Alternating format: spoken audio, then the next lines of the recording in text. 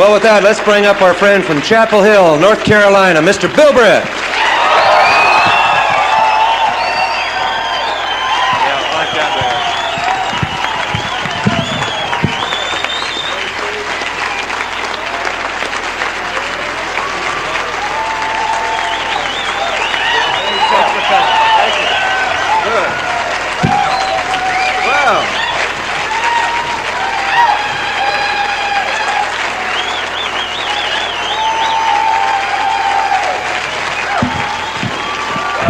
Well, thank you.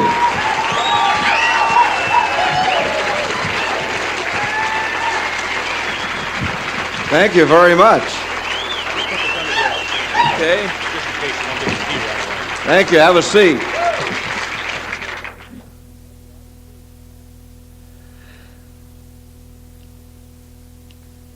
Great pleasure to be here with you. Seems like I get by here every January or close to it.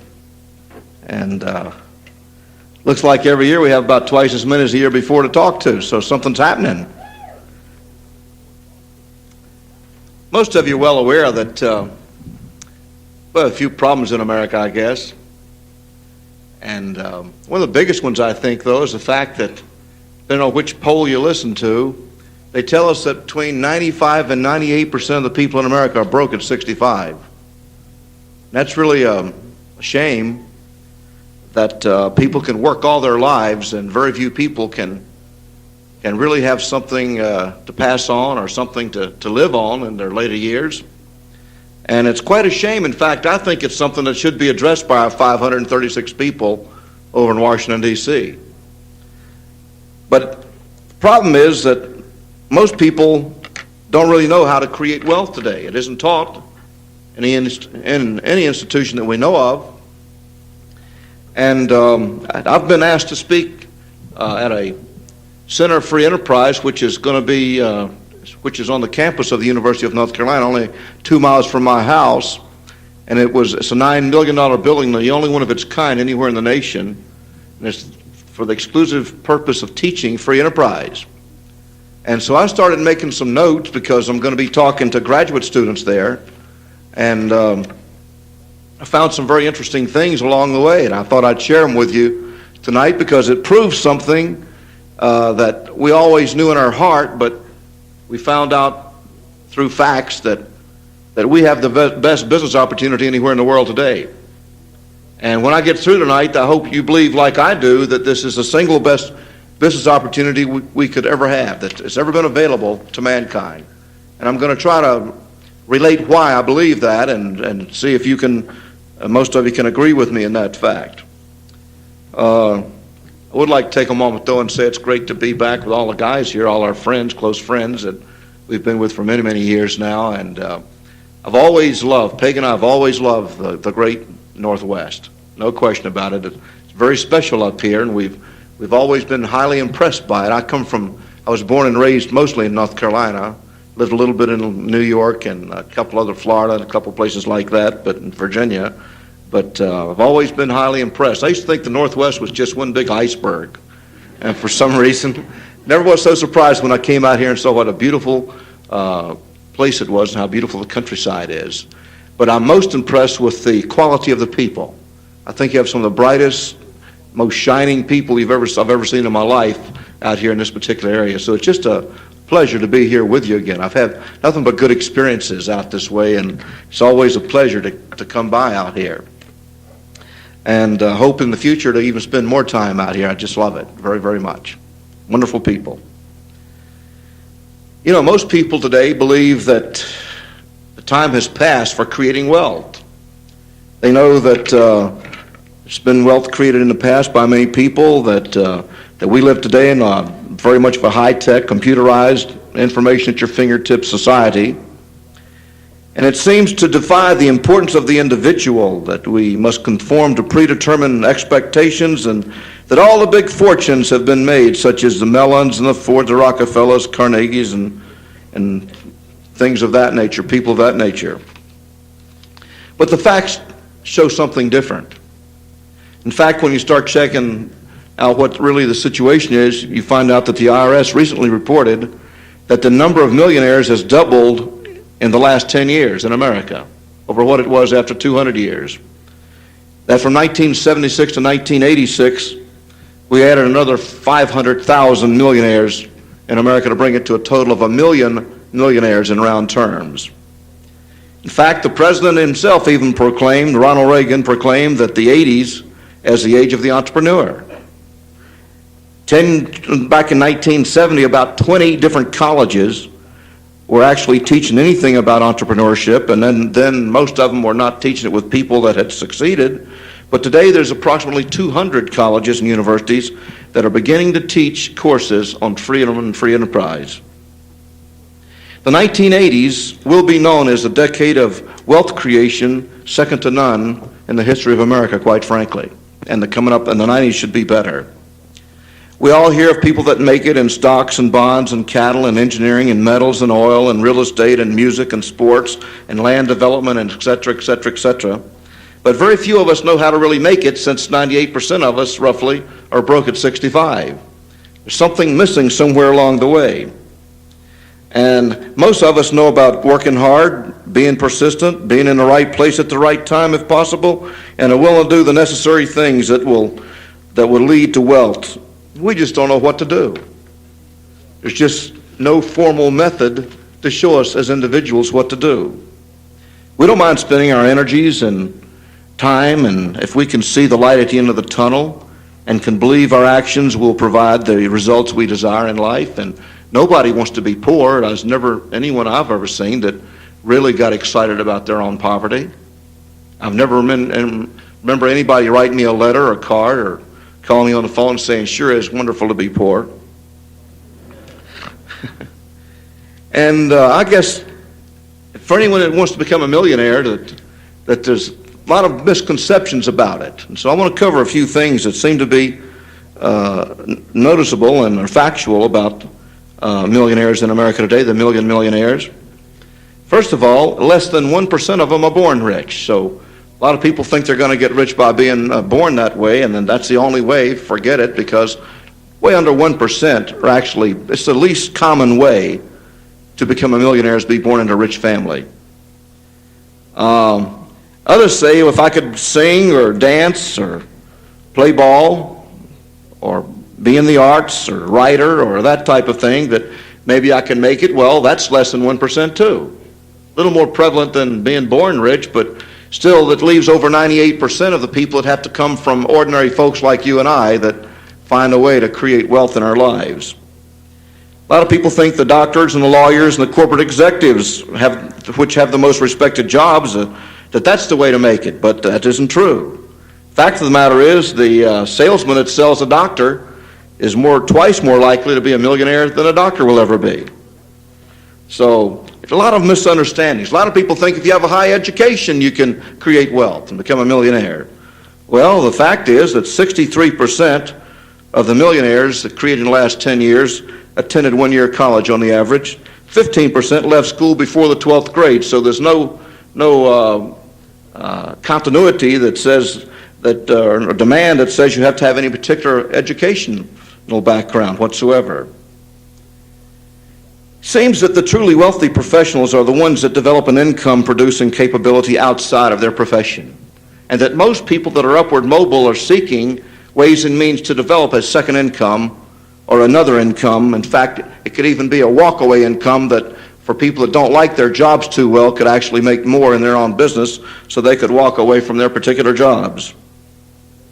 U.S. News and World Report says that aspiring millionaires are best advised not to go to work for big corporations. You just don't make it there, and most of you that have worked for big corporations don't have to be told that. You already know it.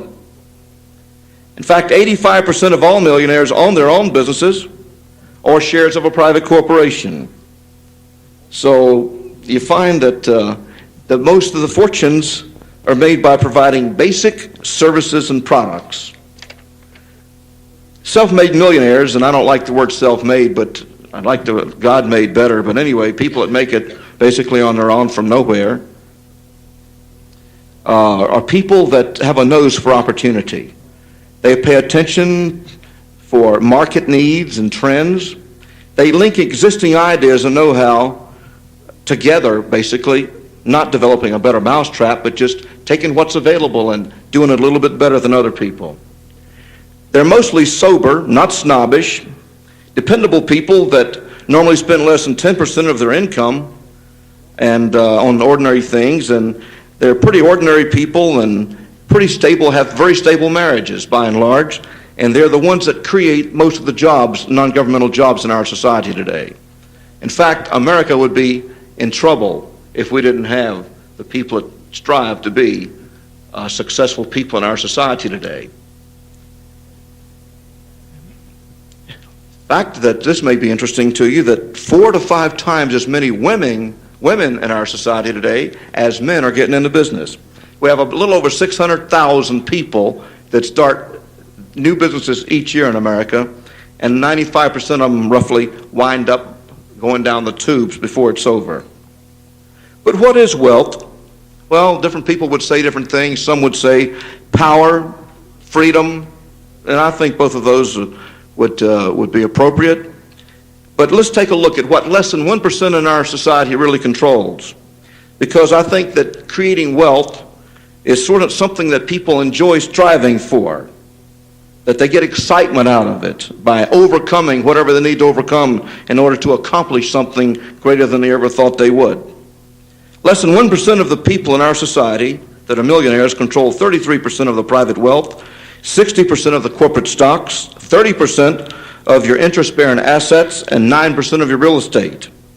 So your real wealth is, of course, desirable, and people have to learn trends and learn patterns and cash flow, or it's just through trial and error that we can learn to create wealth in our society.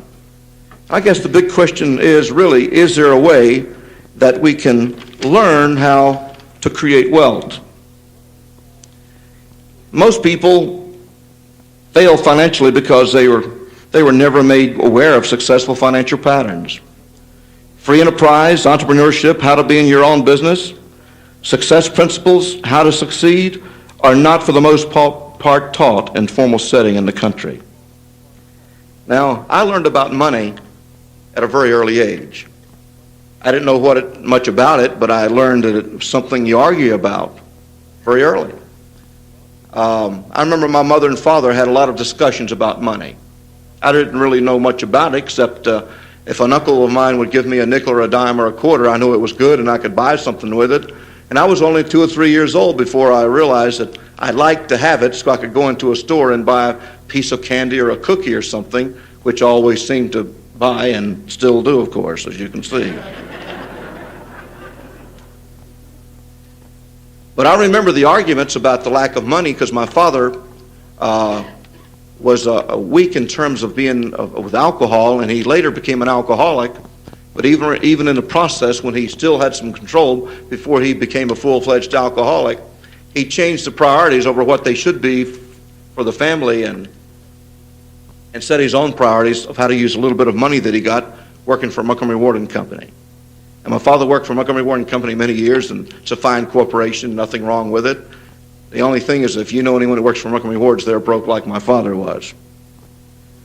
But I knew that we needed some money at a very early age, and being the oldest of 8 children, I realized that maybe I could do something. So I got my very first job in an A&P store as a bag boy because I was too young to pay, and so at the age of 11, they wouldn't put me on the payroll, but they would let me bag groceries, and I could make tips after I would bag people's groceries and take them to the car normally, and sometimes to their home. But I would make pretty good money as a bag boy. I never have been unemployed or without an income since I was 11 years old. I'm 55, so you see that's a pretty good time right there that I've been employed. It wasn't long after I was a bag boy that I found I could make some money as a paper delivery boy.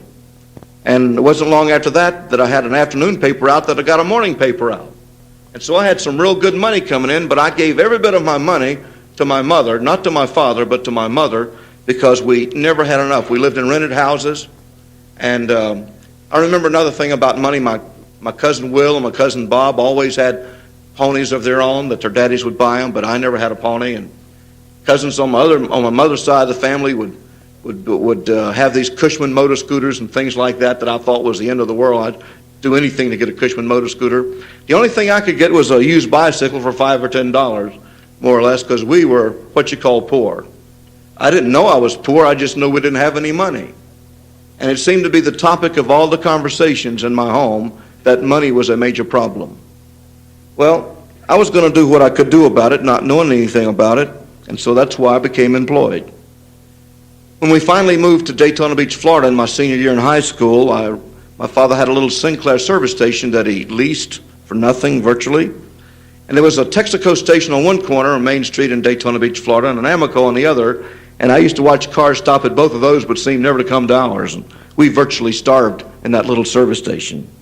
But I would work in that service station every night until 11 o'clock. And I was a senior there at Daytona Beach High School, called Seabreeze High School, if any of you have ever been there. And I never will forget it because it's where I had my first date, which was my junior-senior prom of my senior year in high school. And I never will forget my date because her father had a beautiful Chrysler, and we used to take care of it at the service station. I used to wash it and change the oil and lubricate it, and I'm very good at that. I'm the best car polisher I've ever seen in my life. And I'm just very good at that. I do that today on my own cars for exercise, in fact. But the only vehicle I had to drive was a $150 truck that I had painted with a paintbrush gray because my only claim to fame was the best two-wheel driver or four-wheel vehicle on a Daytona Beach down there, the beautiful big wide beach. And I used to get the thing up on two wheels and I could drive it further than anybody else would. And I think it's because if I turned the truck over, it didn't make any difference. If I turned the truck over, I could take a hammer and beat it out if it bent it anywhere and paint it gray with that same gray paint and paintbrush. My father would never know it. But I remember I'd had my first date, and I didn't date the girl because I wanted to date with a girl because I didn't even know what a date was and I was 18 years old. I dated her because I could drive her father's Chrysler. Never will forget it, and she was ugly as homemade lye soap. She may be pretty today, but didn't make any difference. I could drive that Chrysler.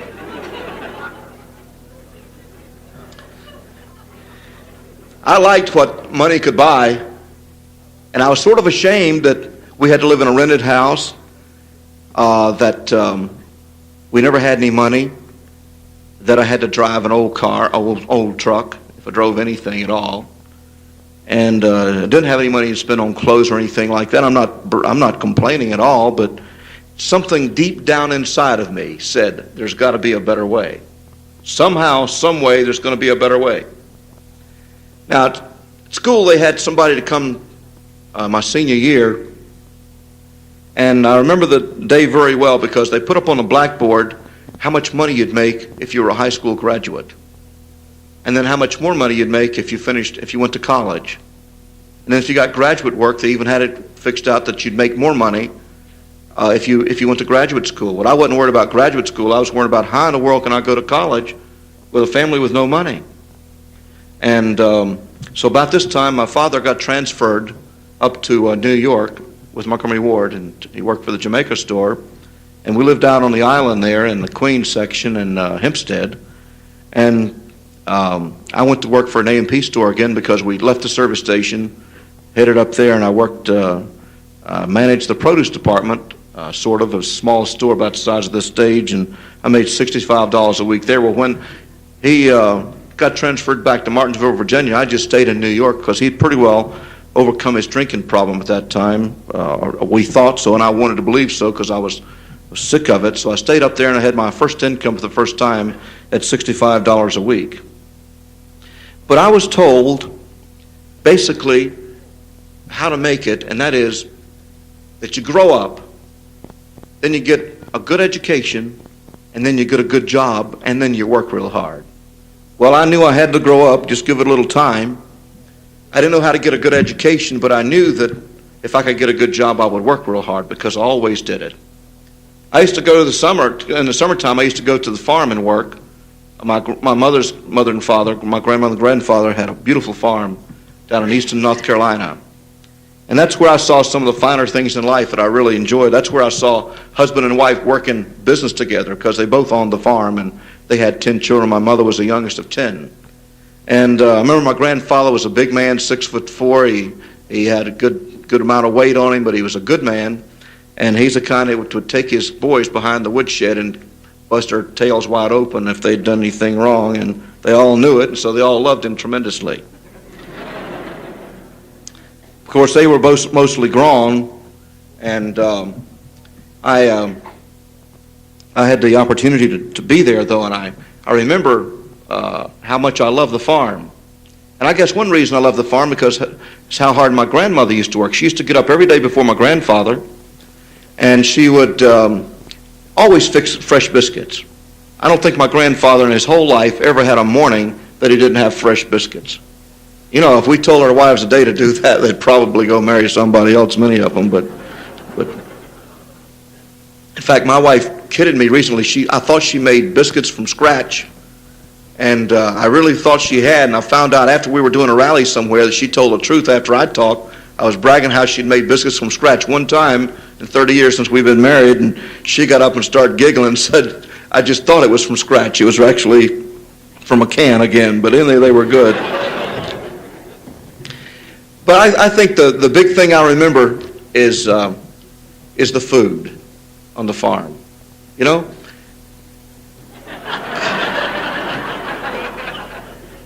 Every morning we have the same breakfast, basically. My grandmother would fix fresh biscuits, and she used to fix biscuits for me and stick her finger in it, make a little hole and pour it full of cheese, and I'd have a hot cheese biscuit later on. I'd always eat a half dozen biscuits, even when I was a kid, for breakfast.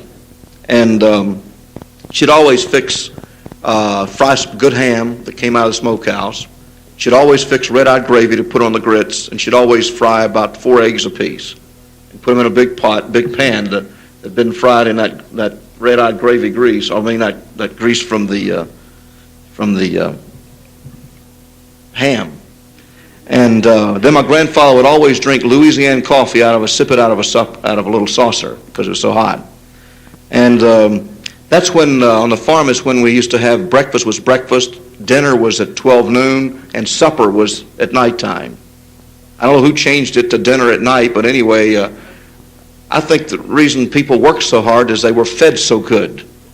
And I would go along with that even today, quite frankly. But anyway, I remember most of all about the farm that my grandmother and grandfather worked it together. Every Monday, my grandmother would had a big black pot that she would put wood under and heat the water to boiling, and she'd boil all the clothes and take her hands and scrub them on a scrub board, then hang them in the sun, every Monday. And then she'd always help on the farm do whatever was necessary, whatever my grandfather needed to do, but she'd usually work from early in the morning to late at night. But that was their business and their farm. And I think one of the biggest reasons that we love this business we're in today is because my wife and I both own it, and we both work it together. We both have our responsibilities, and I think that's one of the basic foundations for creating real wealth is a business that two people can be unified in, especially husband and wife. So it becomes one of the basics. Now, as I was told to grow up, get a good education, get a good job, and then work real hard, I was willing to do all that, but I didn't know how to do it. And I was impressed that I needed an education, like most people were that were in that class that I was there. So I found out that I could join the Army, and they'd send me to college on the GI Bill. It's real simple. You go to the Army, and then you go to Korea. If you don't get killed, they send you to school. If you get killed, they bury you. So it's a good trade-off, I thought, that I have a good chance to succeed. So it's the only way I knew to get a college education was to join the Army. So I got a good buddy of mine by the name of Jimmy, and he and I joined the Army together, and sure enough, we made it through. I went through basic training, and before I knew it, they said I was leadership material. Well, I'd never done anything to be a leader that I knew of, but they wanted to send me to leaders course because I had a good attitude. That's the only thing I had going for me was a good attitude, because I thought the food was fantastic, and they fed you 3 times a day, and I ate twice at each meal. So I always went back for seconds. So I thought the Army was one of the most wonderful things that ever happened to me.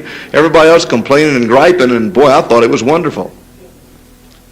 But anyway, after I finished leaders course, they said, you're officer material. And they sent me to OCS at Fort Belvoir, Virginia, and graduated me as a second lieutenant when I was still a very young guy, just a little past 20, in fact. They did that then when the war was going on, the Korean War. But they sent me to Korea, and sure enough, before I knew it, I was doing a lot of things over there, and the Floating Bridge Company and other companies too. But then they sent me home, and I went to North Carolina State University there at Raleigh, North Carolina, took a couple tests. They enrolled me, and there I was in college before I knew it, just what they'd agreed to do. So I was getting my college education.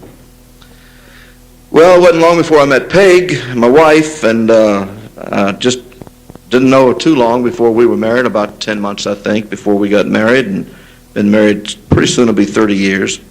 But as I look back, I never had any course on success in grammar school or junior high school or high school. I never had one single course on success. No one ever told me there was a nation under God. No one ever mentioned free enterprise. I didn't even know what free enterprise was, and I was a high school graduate in our country. I was in the Army, and I never heard free enterprise. I may have heard it said, but I didn't know what it was. There was no knowledge out there. I didn't even know what an entrepreneur was. Something I couldn't even spell, much less know what it was. And here I was, an officer in the United States Army, an officer and a gentleman, they told me, and I didn't know a thing about succeeding. Not one course, not one word, not one thought ever did I have from anybody at any time except get a job and work real hard. Well, the fact of the matter is that I know today that if you want to be broke, all you got to do is get a job and work real hard. So they were preparing me. I was being prepared innocently by people that were preparing me with all the talents and abilities that any human being ought to have to succeed in life that God gave me.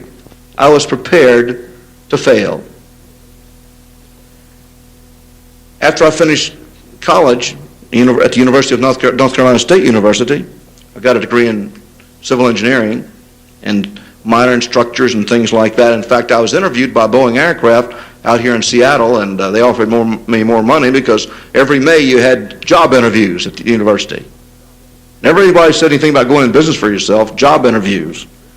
And they offered me more money, but I loved Peg's mom and dad, and he sort of represented to me what my father did, and a good, sound, solid man. And so I wanted to stay close to him and didn't have the heart to take Peg away. So I became assistant to the city manager in Raleigh, North Carolina, making $6,500 a year. And I was broke, and I had Peg working there for 2 years while I was in college. And I told her as soon as I got through, soon after, that she could come home and we'd start a family and everything like that. But after I finished college, we needed her income as a secretary. So I told her 1 year at a time, how about working one more year? I told her that 16 times. I even was smart enough then to know you don't tell a woman she's got to work 16 years because you can't cut the mustard. But here I was, a city manager. Before long, in 1961, I got my first job, or 1960 actually, as a city manager of Sanford, North Carolina. I stayed there 6 years, and I enjoyed it very much, did a good job, but I noticed I was broke. In church, in Sunday school, in the military, at the university, and graduate work that I had taken at the University of North Carolina, in the School of Public Administration, I'd never had one person ever approach me about being in business for myself or mention the process of duplication, multi-level, networking, or anything that we know today creates the greatest success on earth. Never mentioned to me. And when you don't know what you don't know, you really got a problem because you can't do a thing about what you don't know you don't know. In fact, we're in the business of letting people know what they don't know so they can say, oh, I didn't know that. And when you don't know, then you can do something about what you didn't know. But I didn't even know that I didn't know. I thought I was doing good compared to everybody else. And here I was a city manager, and I was preparing the budget, and I was making more money than anybody else in the city. But I was broke, but I was the biggest rat in the bar, and I was broke, and I knew everybody else was broke if I was broke. Well, I didn't know what was wrong, but I knew something was wrong, and so I became a professional ads antra out of every Sunday newspaper. I would check into the business opportunities, circle them with a red pen, and then I would write or call or contact everything that looked like a way I could make some money. Because I knew I was a sharp guy, and I knew that I was willing to work hard, and I knew that I would put my nights to work, and I'd find a way to work my weekends because I needed an extra $25,000. Biggest reason is because I knew as a city manager that I may get fired, and there's only win city manager per city, and I could just see myself starving until I could get another job, and I found that 50 to 100 people always apply for each vacant job in city manager work, so I knew that if I got fired, I wouldn't have another city waiting for me to employ me, so I would have to live for a while until I got another job. And with my personality, it was very likely that I would get fired. So I wanted to make $25,000 working in my own little extra business so that I could relax a little bit and not be uptight in case I lost my job. I wouldn't lose everything because I couldn't make the payments and all the thing, all where I'd borrowed all the money. Well, I checked out one thing after the other. One of the first things that Peg and I went to was a franchising meeting because we heard you can make money on these restaurants. We heard if you get a McDonald's restaurant, you can make a $40,000 a year deal there. You can make a lot of money, and other things like that, you make a lot of money. We heard different things. First franchising thing Peg and I ever looked at was in Raleigh, North Carolina. It was called Heat Big Beef. And I took Peg over, and we had, about 15 or 20 people in a room in a hotel there. And what it was, they were going to build buildings for people that could make the investments to look like a teepee. And they're going to have sticks coming out the top, artificial smoke and the whole works. And then the girls that worked there would be dressed like squaws, and the boys that worked there would be dressed like braves, and the manager would be dressed like Indian chief, and all together you'd sell a Heat Big Beef sign out front with an Indian. Now, I don't think they ever took off. I don't know if anyone ever bought the franchise, but I've never have seen one anywhere in my travels across the country, but they wanted too much money. It locked me out because they wanted like $35,000 or $40,000 just to start something that had never been started that I knew of. And so that didn't work out. I checked into Bronson Baby Shoes, making rubber stamps in the basement. I found an article said you could make a lot of money, Bronson Baby Shoes. Well, I would bronze baby shoes if I could keep from starving, so I was going to give that a shot, but that didn't work out. I flew to Memphis, Tennessee to see about selling signs. That didn't work out. I memorized 33 pages, hoping to get young girls' mother and father to send them to an airline school. That really was a private one, and if they get hired, the airlines will train them anyway. But anyway, that didn't work out very good. I was going to do something somehow, some way, someday. I checked into Dunkin' Donuts, $43,500. McDonald's hamburgers, $125,000. Hardee's hamburgers, $75,000. But all those big numbers knocked me out because I didn't have any money saved, much less that kind of money. I finally found one thing in 1967 called NABCOR. It was out of Philadelphia, Pennsylvania, and a guy by the name of Lee Johnson was at a hotel that I went to. At least I was trying. At least I was making the effort. And I went to see him, and he said, well, to qualify for this, you have to come up with $10,000. Can you do that? And I didn't want to tell him no, I couldn't. So I said, give me some time. I think I can. I'm go get it from my reservoir of money someplace. And I went down to First Citizens Bank and Trust Company in Raleigh. And in 15 minutes, I walked out with a certified check. They didn't know me from Adam. I walked out with a certified check for $10,000. And I was real excited about that because I was buying the whole state of North Carolina for a thing called NABCOR. And that's where I was going to deal in all makes and models of the big three cars. And at just a small number of dollars over the actual tissue cost. They call it tissue. That was terminology in that fantastic business. And I thought I really knew something when I figured that word out.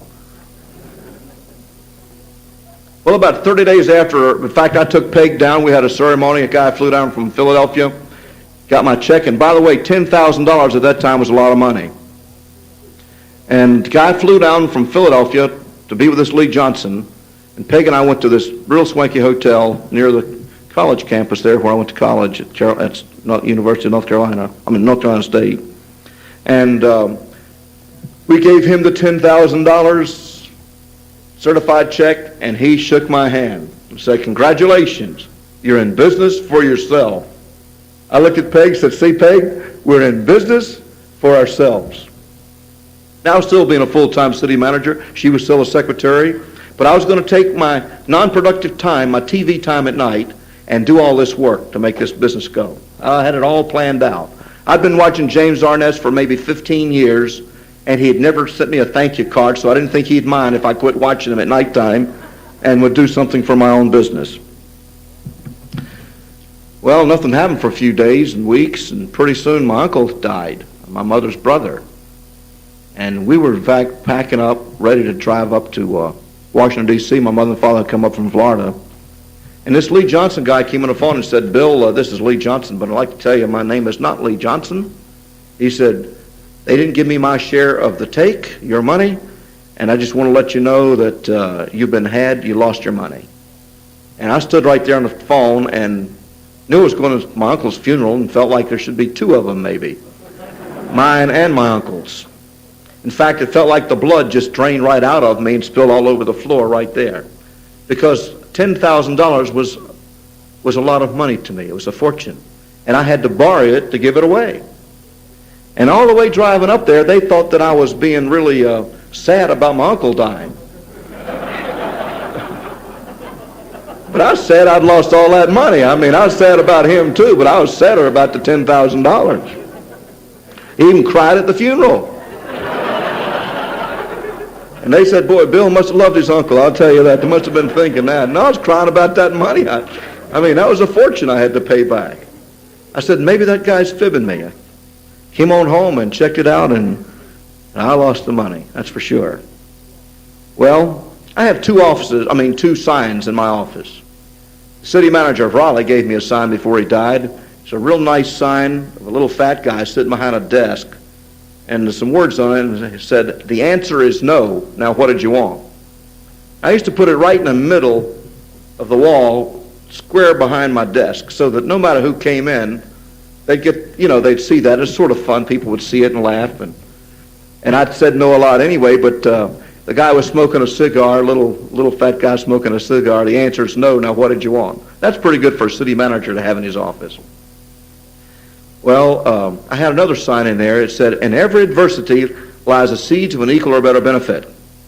And when people would come in with a problem, personal problem or what have you, I would always, if I couldn't know the answer to their problem, help them out a little bit because I like to help people, I'd turn the sign around. There's a little wooden sign with a little metal plate screwed on it that said, in every adversity lies the seeds of an equal or better benefit.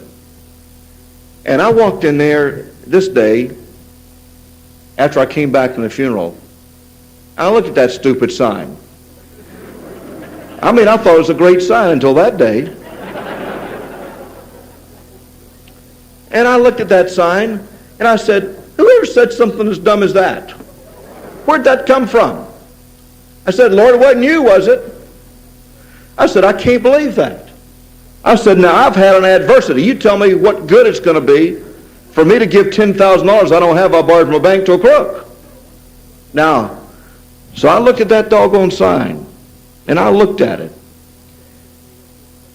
And I said, okay, I'll tell you what I'm doing. I'm going to take a piece of paper and put a line down the middle. I'm going to put the adversity on one side, and I'm going to put the benefits of it on the other side. And so I went down there after a while, and I gave Crook $10,000. 2, got to pay it back with interest every 30 days. You know, when you think you're a pretty sharp guy, and you're reminded of every 30 days how stupid you are, it gets to...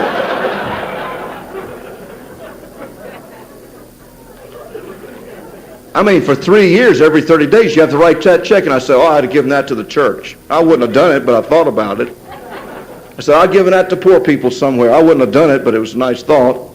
I'd have done anything with it, I thought, but no, I had to pay that doggone $10,000 back. And I got to the point, quite frankly, that I couldn't sleep at night.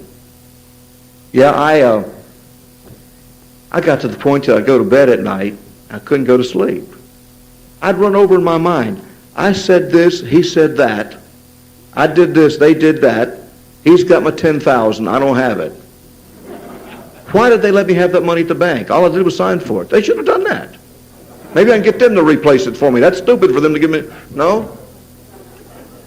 How can a sharp guy like me be had for $10,000?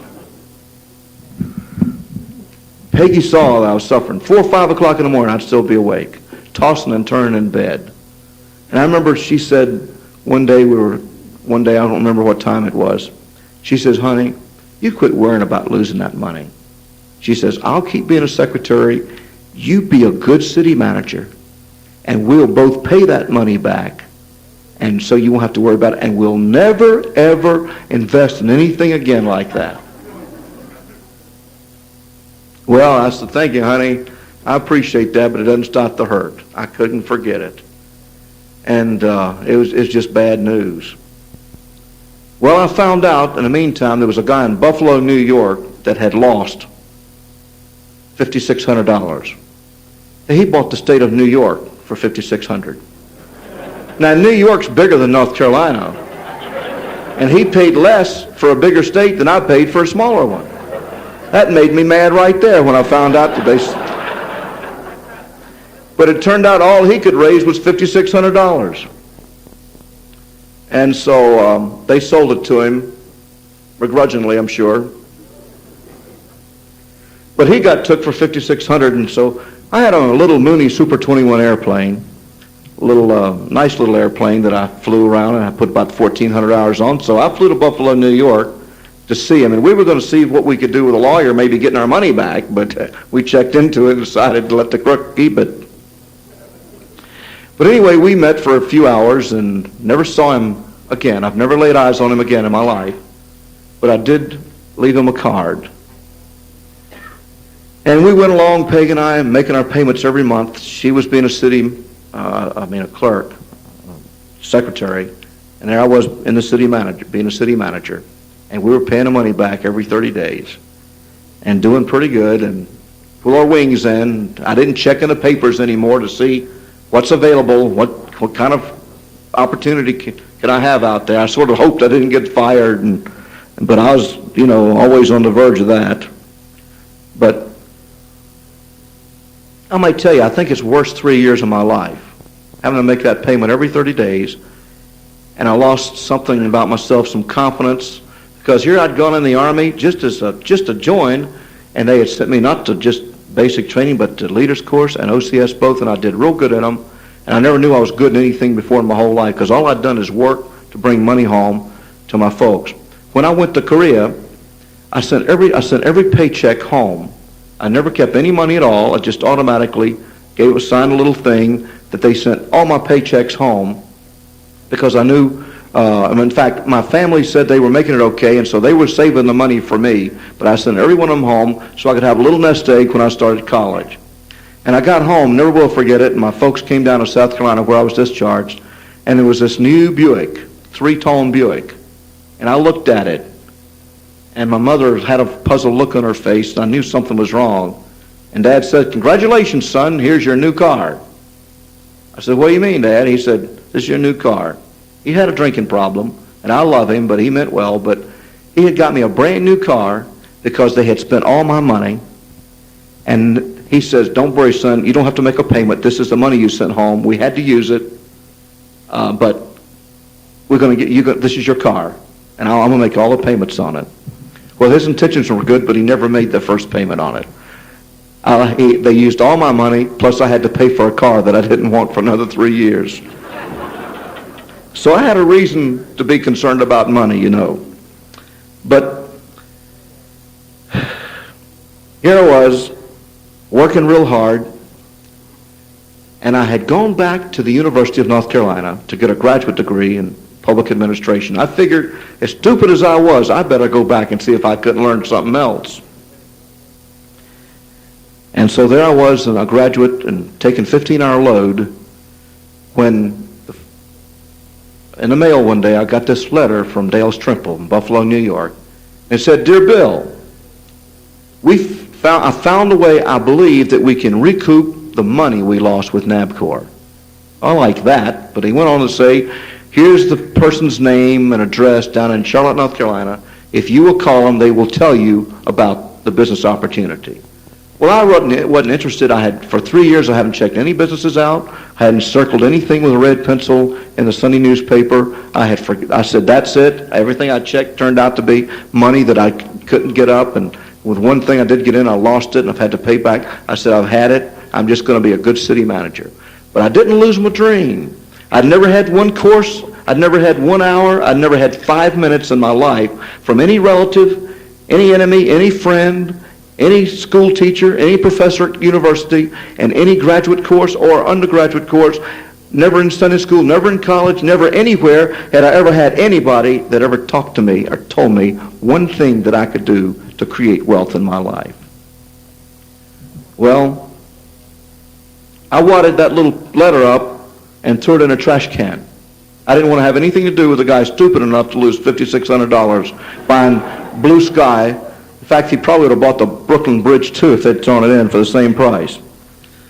But anyway, he called me that night on the phone and said, "Bill, did you get my note?" And I said, "Well, yeah, what's it all about?" And he says, "Really can't tell you, don't know that much."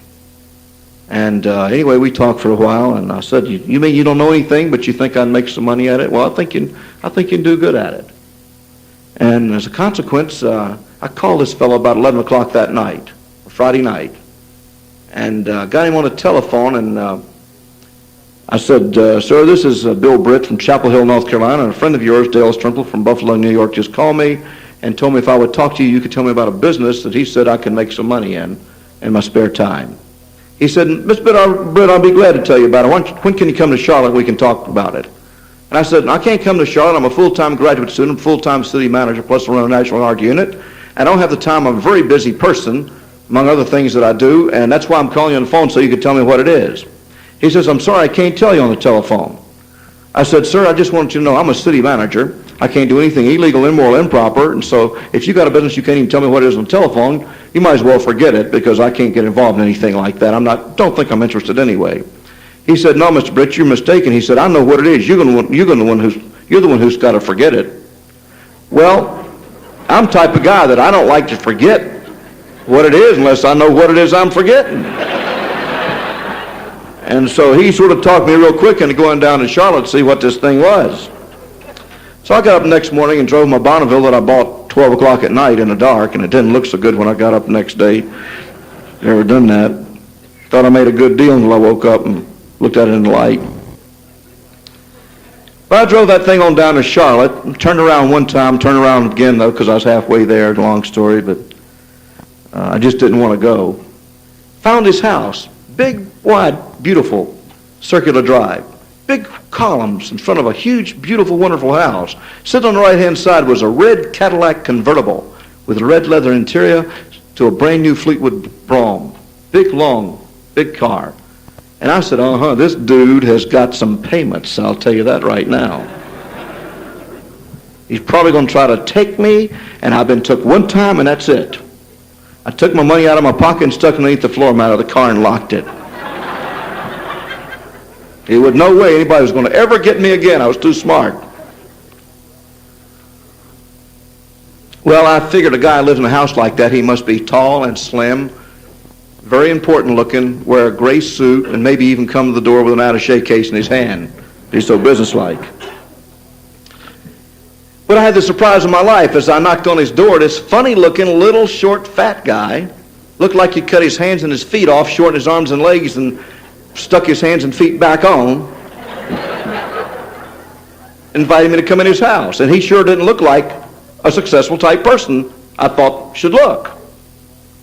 I mean, I'd seen these big shots and lawyers and people around town and that I went to meetings with as a city manager and people that headed up the civic clubs and things like that. I've seen all those successful looking people in different cities where I'd been city manager.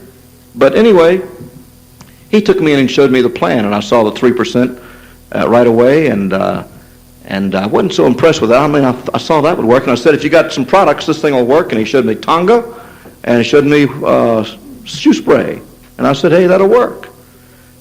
But I said, "What I got to do to get started?" He said, "Well, you need a kit, and I'll come get you started." I didn't want him to get me started because he'd have to drive one of those cars, and I'd have to pay him. I thought, so I told him, "Just give me a kit." He didn't want to give me a kit, and so I demanded a kit. And he still didn't want to give me a kit, so I told him if he didn't give me one, I'd find somebody else that would, probably. Because I looked at him, I said, "How old are you?" He said, 30. Well, I was 38. And I said, "Those your cars out there?" He said, "Yeah, they're paid for." "This your house?" "Yeah." "These kids yours?" 7 of them, "Yeah." I said, "What's your education level, if you don't mind telling me?" He said, "High school." Here I was in graduate school getting ready to get started, And here he was, high school graduate, 8 years younger than me, retired. I said, those cars out there, did you get them in this business? He said, yeah. I said, what'd you do, if you don't mind me telling me, before you got in this business? He said, I sold beer. I said, you make a lot of money? He said, I made $85 a week. I said, where'd you live? He said, I lived in an alley. I said, let me get this right. You lived in an alley, made $85 a week, and you got in this business in just a short period of time, you're retired at 30 years of age. He said, that's right.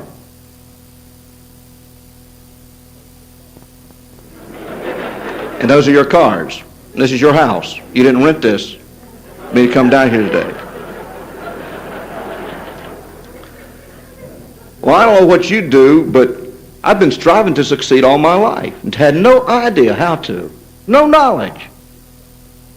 And I looked at this guy, and my brain wasn't working too good, but I knew something was wrong. Here he is, 8 years younger than me with all this education, and he's already retired. I said, something's wrong. I don't know what it is, but I had to have one of those kits. I was going to try to figure it out. Well, found out that he was a good man, but what he'd done is what no one had ever done in their entire life with me. No professor, no teacher, no preacher, no relative, no friend, nobody. He shared a dream with me and said, you can do it too. He said, in fact, a sharp guy like you, that's how he was pretty sharp, because he knows how sharp I was. He said, you could do better than I've done. Well, I sort of knew that if I tried it, you know.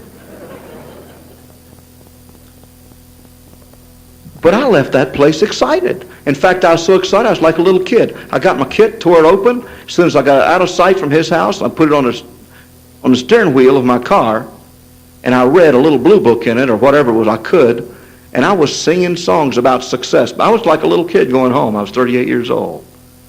I said, either that's the biggest liar on earth, or I'm going to get rich. I'm going to make me $25,000 a year, which is a lot of money to me. Well, I went on home, and within 3 months, I'd gone to a first level in the business of making about $1,200. Boy, that was good. Went home, and Peg said,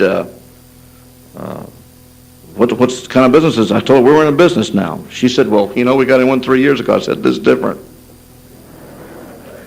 She says, how much you have to put up? I said, 25. I know she was thinking 1,000, and I was kidding her. Or 100 or something. No, I said $25. She says, you're kidding. $25. And she says, well, she saw some soap involved. She says, well, I'm not going to sell soap up and down the street. And I said, well, we married for rich or poor. For better or worse. It may get worse before it gets better, but if I say we are, we're going to go up and down the street and sell soap. That's the end of that. She said, okay. Of course, I was a male chauvinist pig at the time, but anyway. No, I love her, and this is my first wife, my last wife. I'll never leave her. She will never part. I love her more today than ever before in my life. Now, started the business, didn't know what I had or anything, but I did not have to give up my job. I did not have to hurt my job. In fact, I was better on my job because now I could see a light at the end of the tunnel. And there I was making good money before I could turn around good. And I was excited. And through this business, we went ahead and created a tremendous business over a period of time. And I don't know which week or which day we were successful, but I got into the multi-level business and I didn't know what it was. And before I knew it, I was making over $50,000 a year. Before I knew it, I had bought the most expensive house in the whole county, 8,500 square feet. I didn't even realize what had happened. But before I did that, I bought a couple of new cars. I bought a new Corvette. I bought a new Eldorado Cadillac. I bought a Winnebago motorhome. I paid them all off. Didn't know a thing on any of them. I paid my house off. I paid my refrigerator off. I paid all the furniture off. I paid off every debt that we had in the world and had $43,500 left in the bank. In fact, that's how I used to do the business. I used to say, you see this house? When they come in, they say, yeah, it's mine. Paid for it. You see all this furniture? See that Sears Roebuck refrigerator? Yeah, it's mine. It's paid for. It doesn't belong to Sears. That's just, they put their name on it when I got it, but it's mine now. I should put Brit on it now. Now, see that coffee table? Put your feet up on it. It's mine. You see those cars out there? Yep, they're all paid for. At Motorhome, it is paid for. It's mine. You see this bank book right here? $43,600. That's what I got left over after everything. I'm out of debt, and that's what I got left over. That's what I got in the bank. Now, if you want to see how to do it, come on in. I'll show you. If you don't, go on home. That's how I sponsored people for a long time. I took my bank book everywhere. See that bank book? Let me see yours. That's after everything's paid for. Well, they and I went ahead and of course, built a very big multi-level business that turned into the number one networking business. We belong now to the number one networking business in the whole world. We didn't understand about duplication. We didn't understand the principles of success. I really believe, well, if you think back for a moment, if I didn't lose the $10,000, I never would have met the guy that lost the $5,600. He never would have called me 3 years later, and I wouldn't know way I could be here talking to you tonight as a multimillionaire many times over. That's enriched my life beyond comprehension. So there was no formal way to learn about success. And we know that most people fail financially because they just never made aware of successful financial patterns. They just live their whole life and will never hear, and then, of course, never understand anything about what free enterprise is all about.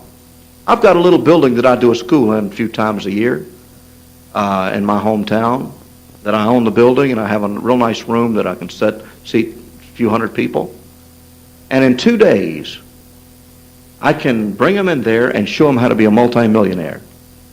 In total honesty, without violating God's laws in any way, shape, or form, by giving them a pattern, a free enterprise pattern, to become an entrepreneur, to be a person with a dream and an overcoming ability, and to make it in the free enterprise system today. Not to be one of the statistics of 95 to 98% of people broke at the age of 65. Now, you know, I think there's about 18 universities within a 30-minute drive of my building. And no offense meant, but you could go to those for the next 10 years and never learn how to succeed in the free enterprise system. Because, see, they don't teach two basic things there.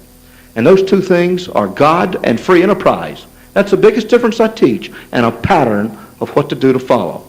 I teach people that you can't make it unless you help other people make it. That whatever seeds you plant, that's what your crop's going to be. If you don't like your crop in life right now, you have to change your planting process. And I go through the whole thing there to show them that you've got to give in order to get. And if you want to be happy, you've got to help other people be happy. That there's laws involved on this earth today that most people are not aware of. Like I said, most people have been taught to grow up, get a good education, get a good job, and then work real hard. But we know from facts that leads to 95 to 98% poverty in America today. So it's really something, it's really a serious thing in our society today when you stop and think about it.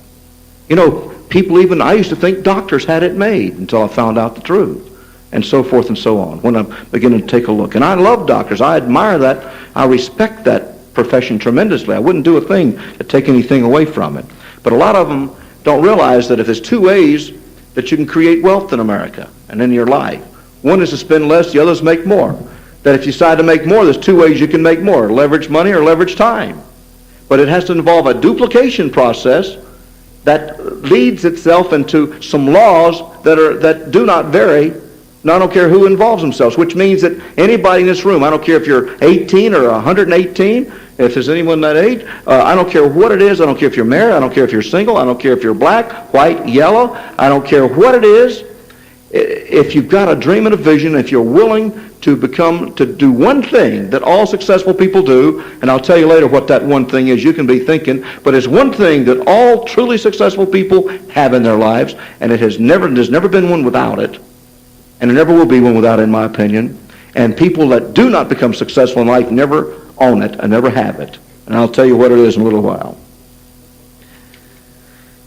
I think most of you in here are aware now that the jobs just don't cut it. You know, I had rather get up in the morning when I want to get up.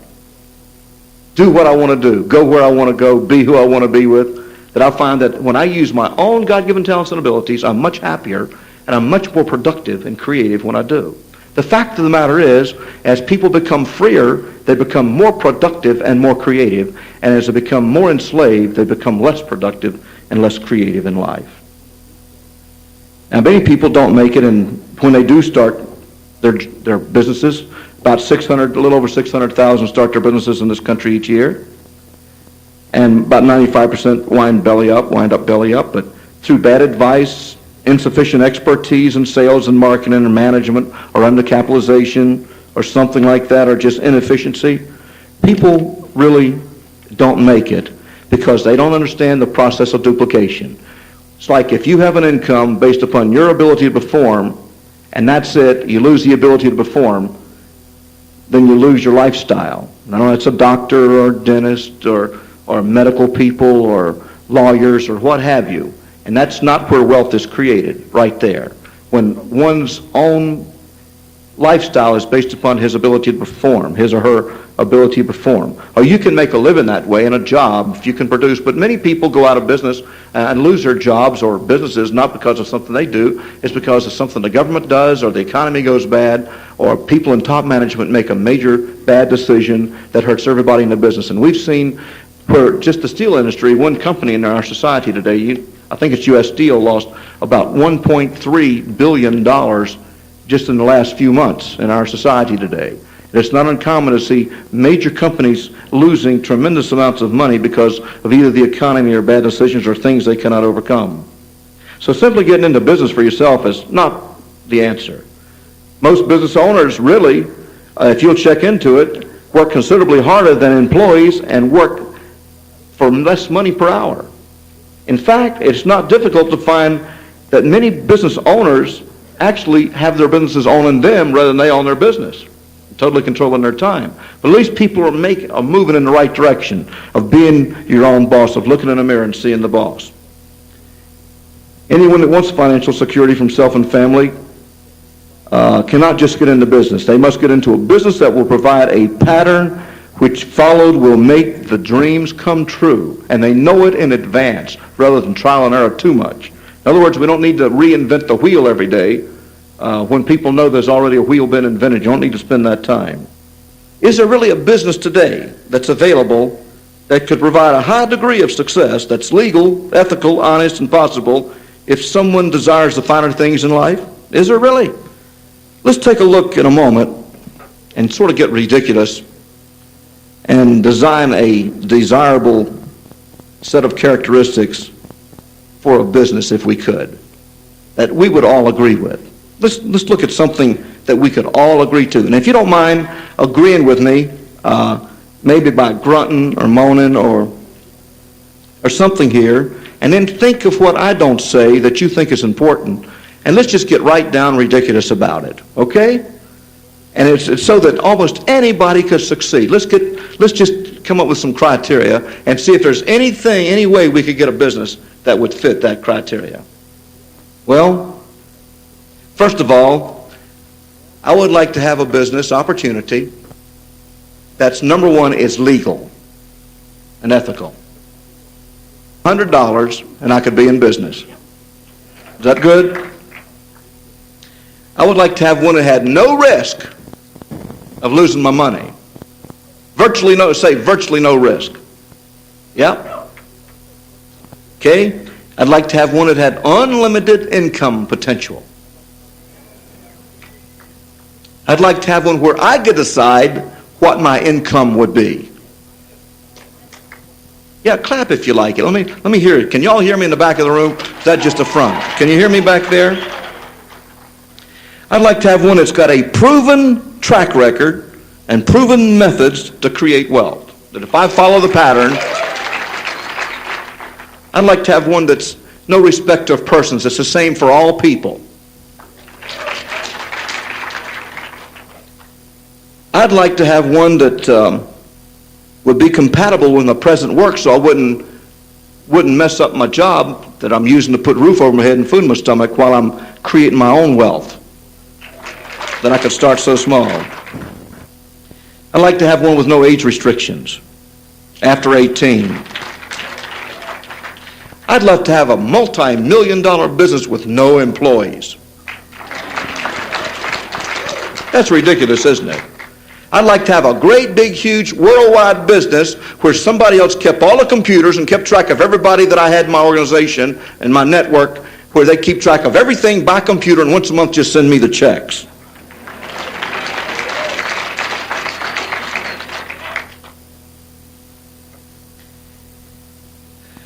I'd like to have a business where I could develop a residual income so when I decided to call it to slow down or do something else, I'd still have a lot of money coming in every month. I'd like to have the business that I could share with my friends and even my relatives if they were sharp enough to take a look at it. I'd like to have a business that provide products or services, goods or services, that are guaranteed and accepted in the marketplace. I'd like to have a business that we could go back to like my grandmother and grandfather on the farm, where my wife and I and even the kids could be a part of a business together and own a family business that we all took pride and part in to make it a success. So everybody had a play in it. I'd like to have a business that did not violate my religious convictions. I'd like to have a business that not only could I work nationally or have a national business, but also international, in case I wanted to live in Paris for a while and London for a while and other places and like that and everything, so that I could go to different places in the world and work my business. I'd like to have a business where that I could wouldn't be tied down to any specific city or county or state, that I could live anywhere in this country or other parts of the free world and equally build my business as well as I could any other place. Isn't that ridiculous that we would put all these silly things down? I'd like to have a business that's no restrictions for race, color, or creed, that all people are welcome. I'd like to have a business that had no educational requirements that would lock other people out. I'd like to have a business where sufficient expertise were available at little or no cost to me in case I ran into a little unknown or a brick wall somewhere. I could call somebody and they would come and assist me and help me get over the humps until I really understood the business. I'd like to have a business that I would enjoy doing and not be a chore. Oh, brother. Aren't those ridiculous things? Can you think of anything ridiculous that I didn't mention? Yell it out if you have something.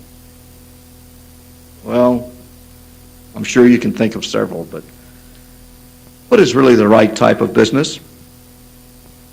You know, we see from McDonald's and Sears and General Motors and H&R Block and Holiday Inn and Hilton and Wendy's and Century 21 and real estate, etc., and many more like these, that they become very successful and using very similar methods and principles. One, they all started out small, one person, not big. They all use a process of duplication, an underlying duplication. They all open outlets in various and other places in different cities and countries because there's only so much you can do in one place and so many hours per day are restricted to it. So they eliminated that restriction. Most all called in outside investors or other people to get involved in ownership, some way, shape, or form. And those people receive a percentage of the profits. In order to really be successful, one must consider the process of duplication as a means to accomplish real success. We must be able to duplicate our efforts.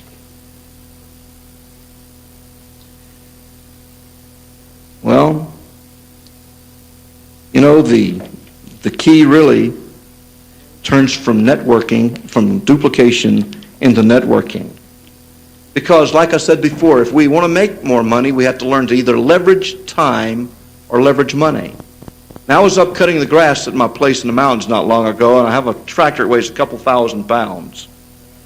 And got on a hill, and I forgot when I backed it up to shift my weight back uphill, and it turned over, and I pushed my body away from it going down the hill because I could visualize the lawnmower with the blades going, coming on top of me. So I pushed my body away with all my strength and cracked 2 ribs in the process, but the lawnmower threw me.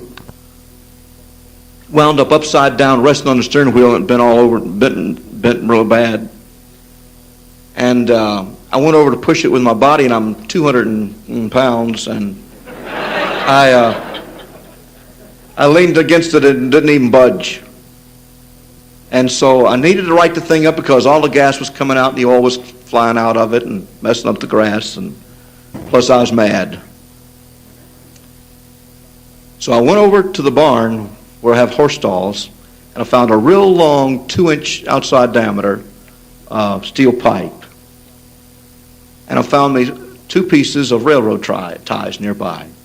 And so I drug them back over, big long pole, and I put the railroad ties down as a fulcrum point at the right place, and I just took the long steel pole, and it's a galvanized pole actually from a fence, a horizontal piece on a fence.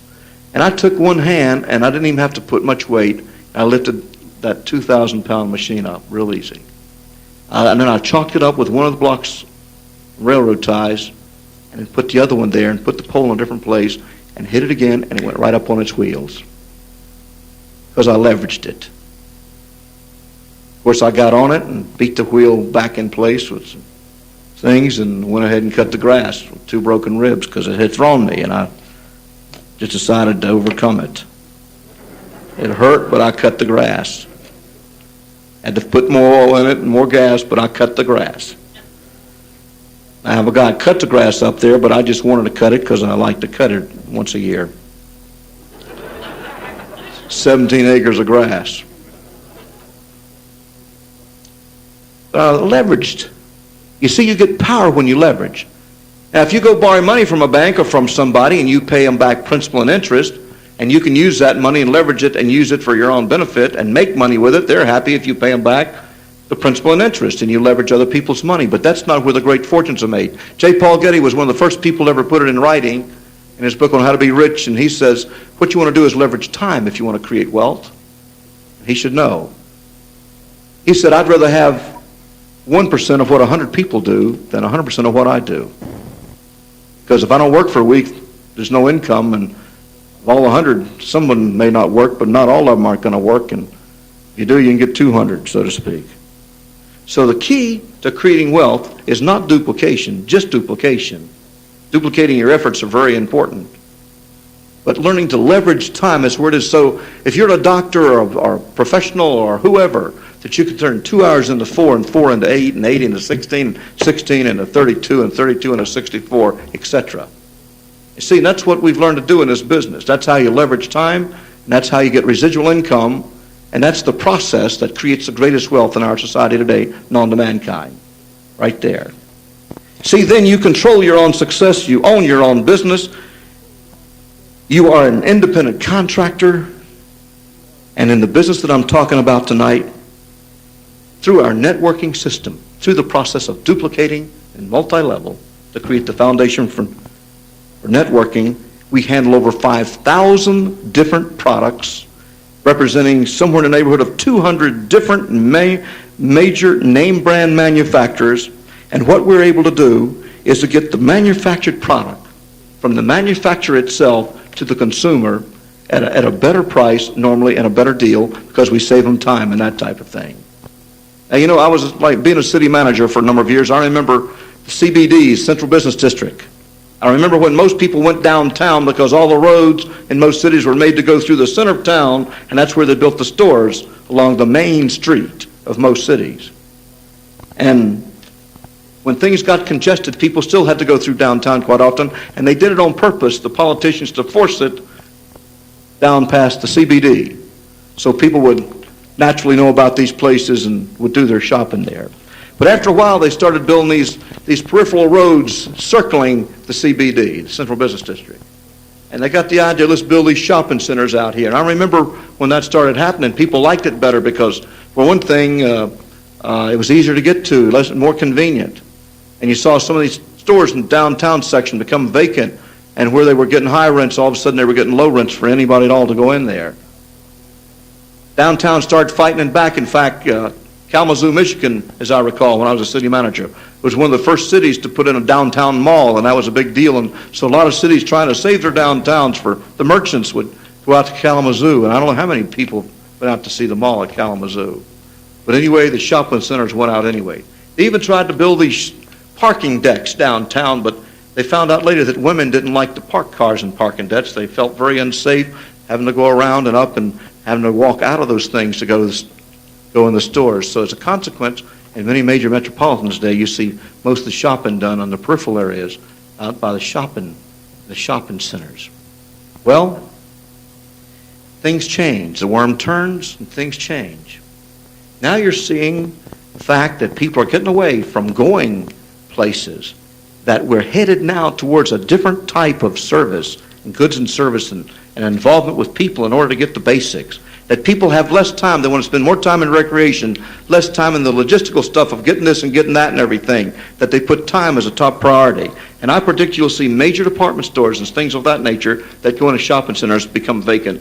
I predict it's going to go the same route as the central business district. You're going to see more television shopping and things like that. But here's the key. A research study made by the Stanford Research Center reported in Business Connection magazine and also in the Wall Street Journal said this, that 50 to 65% of all goods and all services by the 1990s, which is only 3 years from now starting, would be coming through the network marketing idea. It's only about 5-6% right now. Get ready for a major explosion. Let me tell you why. Because multi-level, creating the foundation that created the network so that then the corporation we're associated with could then network with major corporations such as MCI, which we sold like 700,000 MCI customers the first year, as you well know. Then with Sylvania Corporation, Pitway Corporation, Interstat Corporation, Stereo Electronics, Grolier Corporation, Ultimate Travel Service, Ultimate Legal Service, even the Auto Network. The first month in Georgia and Florida that we had, of course you know, General Motors, Ford, and Chrysler, we did $1 million, over $1 million the first day. That you're going to see a whole new method of the way people purchase automobiles in America. We saved one guy $2,600 on a four-wheel vehicle, and he's telling everybody about it. We had a man by the name of John Sistina who has been voted as the #1 financial planner in America by his peers, from two of the major association of financial planners in America. And I'll quote him. He said, I see approximately, in my business, I see approximately 1,000 different opportunities a year for investing, making money. He said, I've only seen ever 7 that I would recommend to my clients, and there's one that's above the other 6. He says, that one would stand up under the scrutiny of anybody that would take an intellectual look at it and investigate it seriously, that it would stand the scrutiny of the most serious investigator. Not only did he say that, but he got himself involved in that particular business since he believed it to be the best. And I'm happy to report to you tonight that he's in his 3rd month of qualification for Diamond in one of our groups now.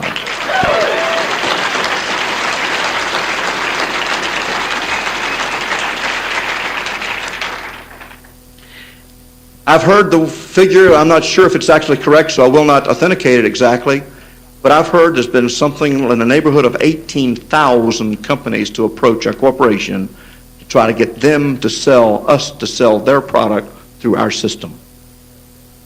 It is unlimited. I believe we'll be selling kerosene to the Eskimos one of these days, or to the Chinese one of these days, as we go around the world. We're now in 44 different countries and territories, I believe, is correct. So, when you begin to see that not only do we have real estate, but the real estate services of moving discounts and shared commissions, the blue chip corporations that we're dealing with, that are now asking us, because we're the number one multi-level networking business in the history of the world. We're not second or third. We are the number one. In fact, it's my personal opinion, and I believe with every molecule of my being, that this is the single best business opportunity exists for anybody in this country today. It is the best business opportunity in the world right now. There's no question about it.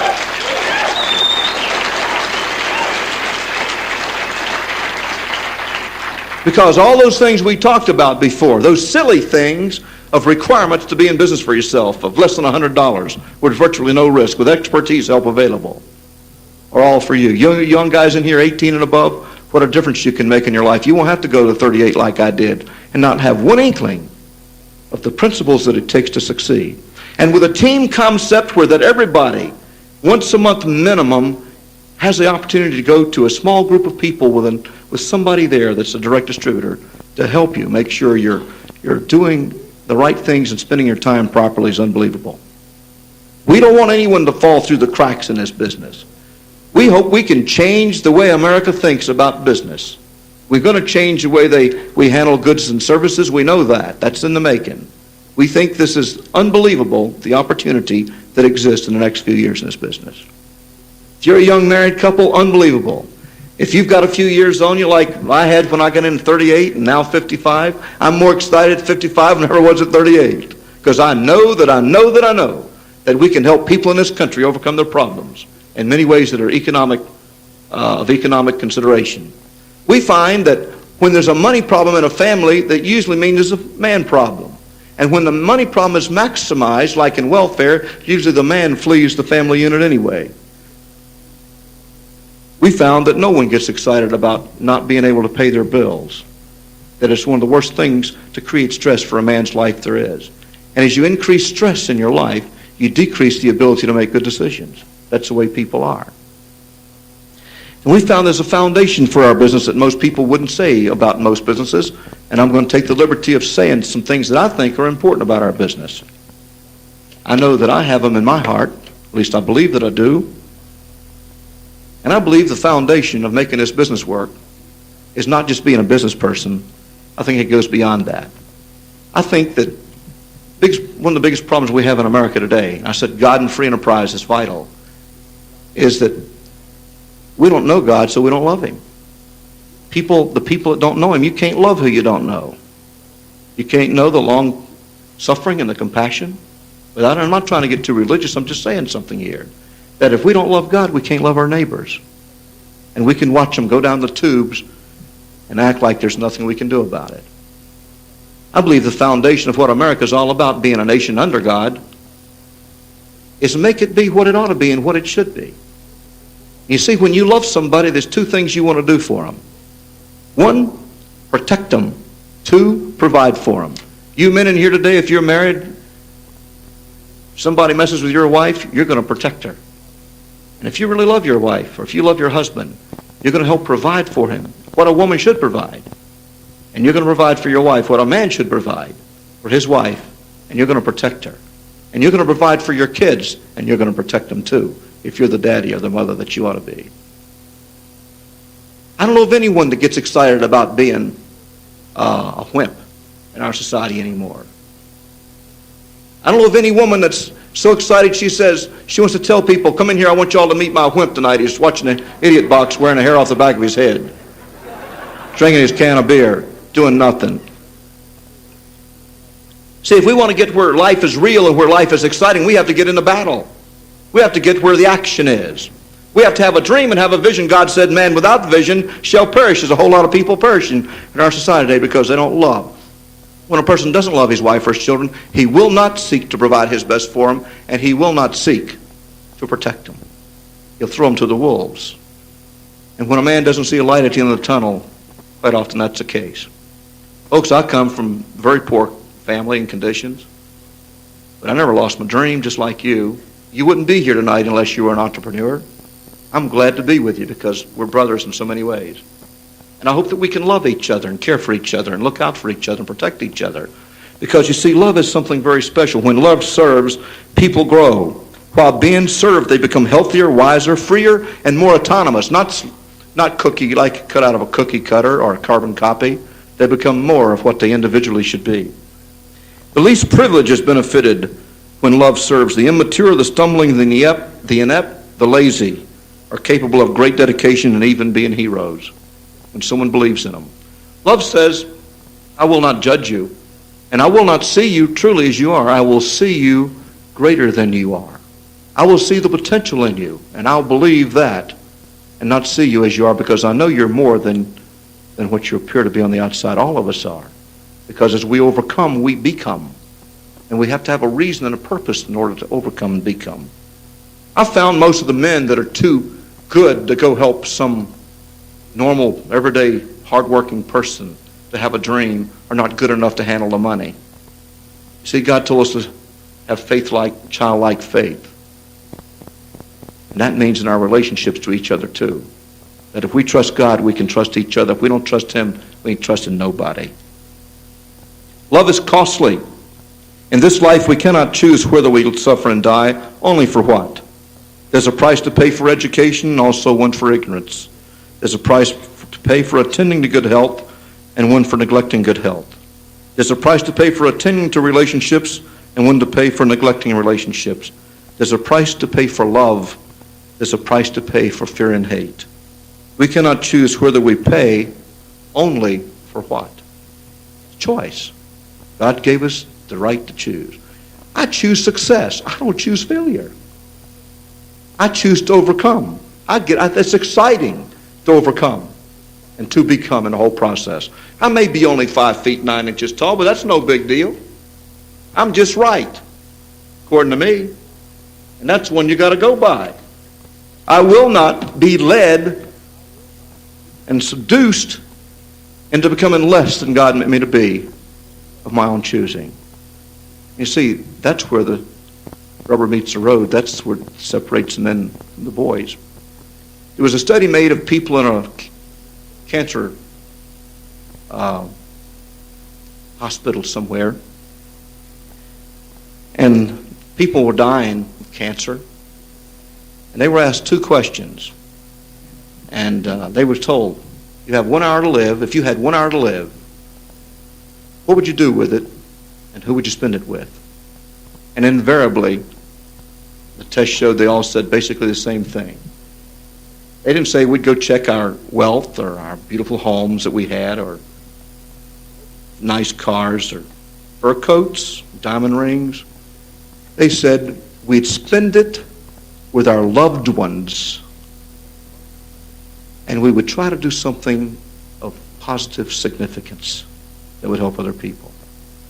You see, when God made us, He really did a great job. He said He's no respecter of persons. Now, the world out there tries to say one's better than the other, but He says He's a respecter of persons, which makes me as good, really and truly, as Ronald Reagan or the Pope. No offense, men, if you're Catholic. But He didn't put, and the Pope's better than everybody else in the Word, or the President was better. You see, and in America today, it's God, then we the people, then the Constitution, then the government, then the employees. And one of our problems in this society today is we've allowed, through our own inadequacies and disbeliefs, we've almost accepted that the government is over the people rather than the people over the government. And only a free people will demand that they be over a government and not under a government. And if we want to change this country, we've got to change the family unit. And if we're going to do that, we've got to change the man. If we're going to do that, we've got to get his dream right. He's got to know it's God, then man, and the family, the mother, and the family. You know, I believe that we can make a difference in this. I believe I can make a difference in somebody's life being here tonight, or I wouldn't be here.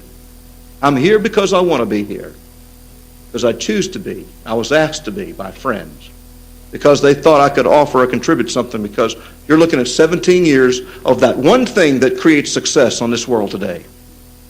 And if a person doesn't have it and doesn't do it, they're never going to succeed. And if they do it, they're going to, whatever it takes to overcome, that process will overcome. In every case, in my opinion.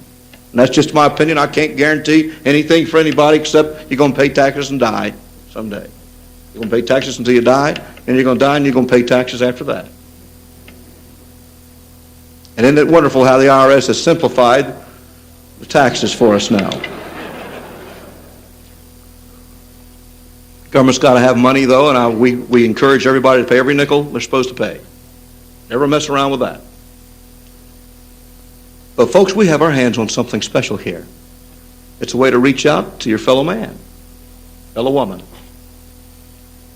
They talk about, I saw a program on TV recently of how the single mother whose husband has left her for whatever reason, left her with the kids, and all she can get is a job, that she's what they call the new poverty in America. You go get all you can find and bring them to us, and we'll take them, and we'll show them how to have success, unquestionably, if they'll follow the pattern and don't have to do anything impossible or anything they can't do. They'll become part of a team that's dedicated to their success. Because in our case, it's win-win. It's not someone has to lose in order for someone to win. It's win-win. You go get the guys that can't read and write. If they'll believe, if they'll hang in there and be a good part of a team, we'll help them make it and enjoy the whole trip. I can visualize people across this country reaching out their hand to help each other solve their economic problems and getting their economic problems behind them. One of the most wonderful things that ever happened to me was the day that I got totally debt-free. I think a stress thing is when you have to pay for a house 2 or 3 times. When you get it paid for, it's not even, it's pretty well worn out. Or a car 2 to 3 times while you're paying for it. God said, get out of debt. We have a program called GOOD, G-O-O-D, means get out of debt. We'll encourage anybody to spend any money and buy anything that would create debt. We want to help people make money so they can get out of debt and get free from debt. And not always be under the gun of things they can't even understand. We believe in what we're doing. It's a privilege to be here with you tonight. Because the best is yet to come out here. You have fantastic leadership in this organization. I can assure you that.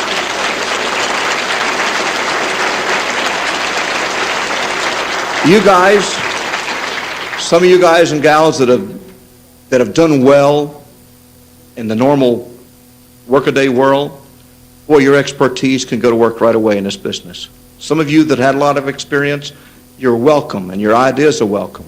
Because many of you have learned things that some of the youngers haven't learned, and where one's strong, the other one's weak, and where one's weak, one's strong. We need to help each other. We need to reach out to each other, caring, because we have, I think, one of the greatest, most mighty and powerful tools to reach out to each other in love that we've ever had before. Solve these economic problems that we're faced with in this country. There is no such thing as a happy family that can't pay their bills. It's tremendous stress in our society today. The average person in America today is having to live on 2/3 the spendable income they did just 10 years ago. And there's nothing in sight that makes it look better right now.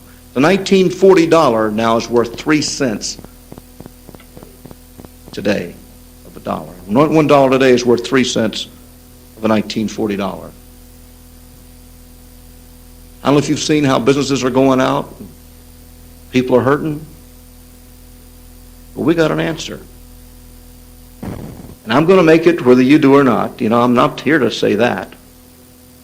I'm here to say if we join together and we all think good things and say good things and see better things out of each other, Katie, bar the door. It's wonderful to get excited about the future. But it's more wonderful to share it with somebody else. You want to be free? Help other people to be free. You want to create wealth? Help other people create wealth and you have your own. Whatever you want, you give it, and then you get it. The rules in the business are pretty simple. You don't lie, cheat, steal, commit adultery, and you do unto others as you would have them do unto you. That's the rules right there.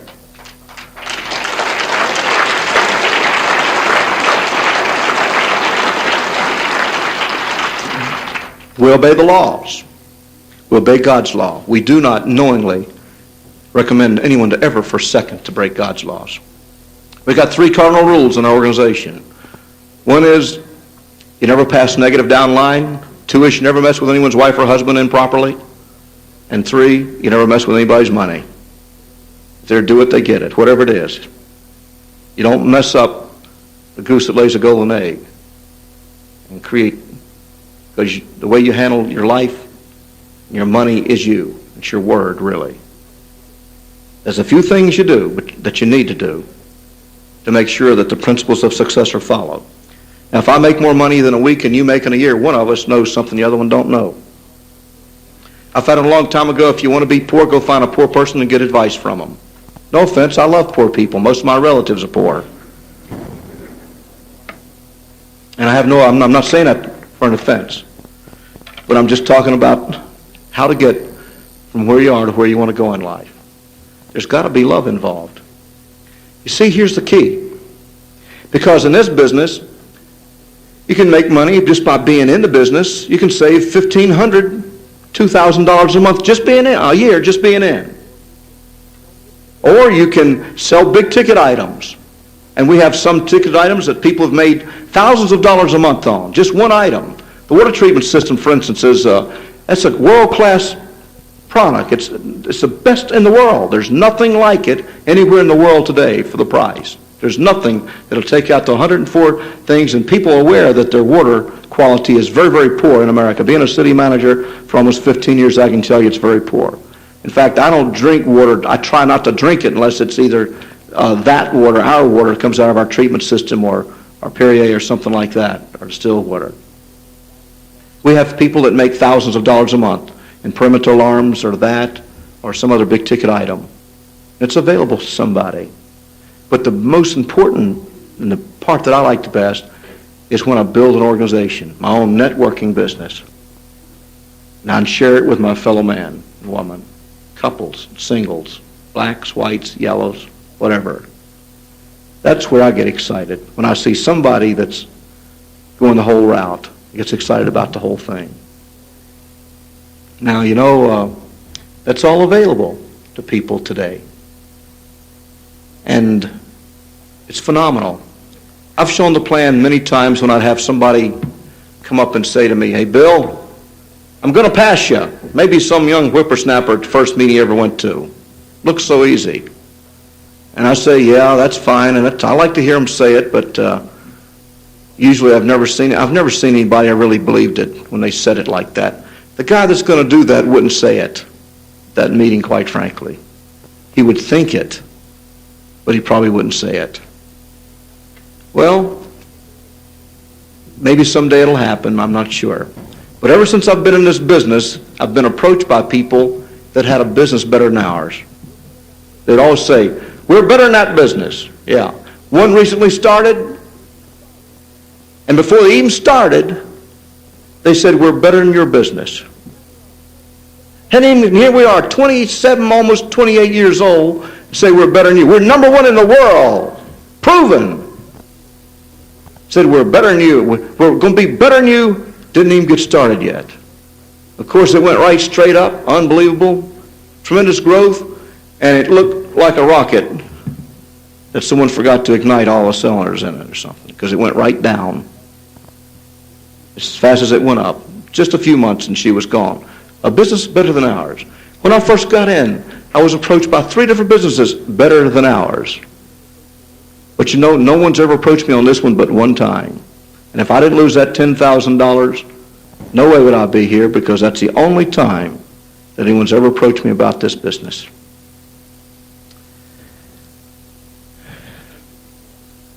When a little baby is born, your kid comes in the world hungry and crying, and you got to feed it, and you got to do something with what has left over after it eats. Then you got to handle aggression, and you got to handle the sex drive as that child grows. And mostly, the child learns by saying no, or you can't do that, or no son, no daughter, no, you can't do that. And maybe they don't understand no, so you hit their hand. I remember when I was a little kid, I remember when my grandmother told me, she said, "Don't touch that stove, it's hot." And I didn't know what hot meant. And I touched the stove, and no one ever had to tell me what hot meant again. As my finger sizzled, 2 or 3 fingers sizzled. On the stove, she was put irons up to, and she'd take the irons and iron the clothes and have the others warm and the heat up, and she'd change irons around the stove there. Seems like as human beings, we don't learn things easy. We got to be put under pressure. Now, with your kids, you'll tell them no, yes, or whatever, and every day you're giving instructions and direction, trying to balance them up, and hope that they'll wind up to be a pretty good human being as they interrelate with other people. And after a while, you can't do much with them. If you have a son, you may take him behind the woodshed about 13 or 14, maybe even 15 or 16, maybe 17, and every now and then 18, but that's about it, because he may get you back. But usually you've done all you can do about that time, and then you got to turn them over to God. Just like when you go to school, the reason you have tests is because you ain't going to learn unless you get put under pressure. People don't learn when things are going good. It's when things aren't going too good they don't learn, that they learn. When you have to get under pressure is when you got to change, when you change. Well, I got some good news and bad news for you. Good news is your financial future is in your hands. Bad news is your financial future is in your hands. It depends on you as to whether it's good news or bad news. But I got some good news for you, if it's good news. No matter how many problems you've had, they're going to get worse. Anybody who thinks there's a utopia on this earth don't understand.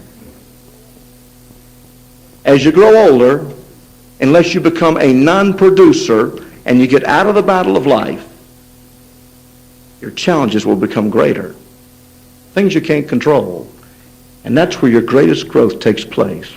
And if you get into the real battle of life, you get ready for some major challenges, but you get ready for some major victories. Because you can't have a major victory unless you have a major challenge.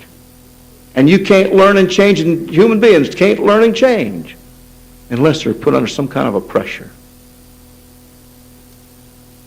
People think they're going to get in here and just be rich and nothing to it. That's foolish.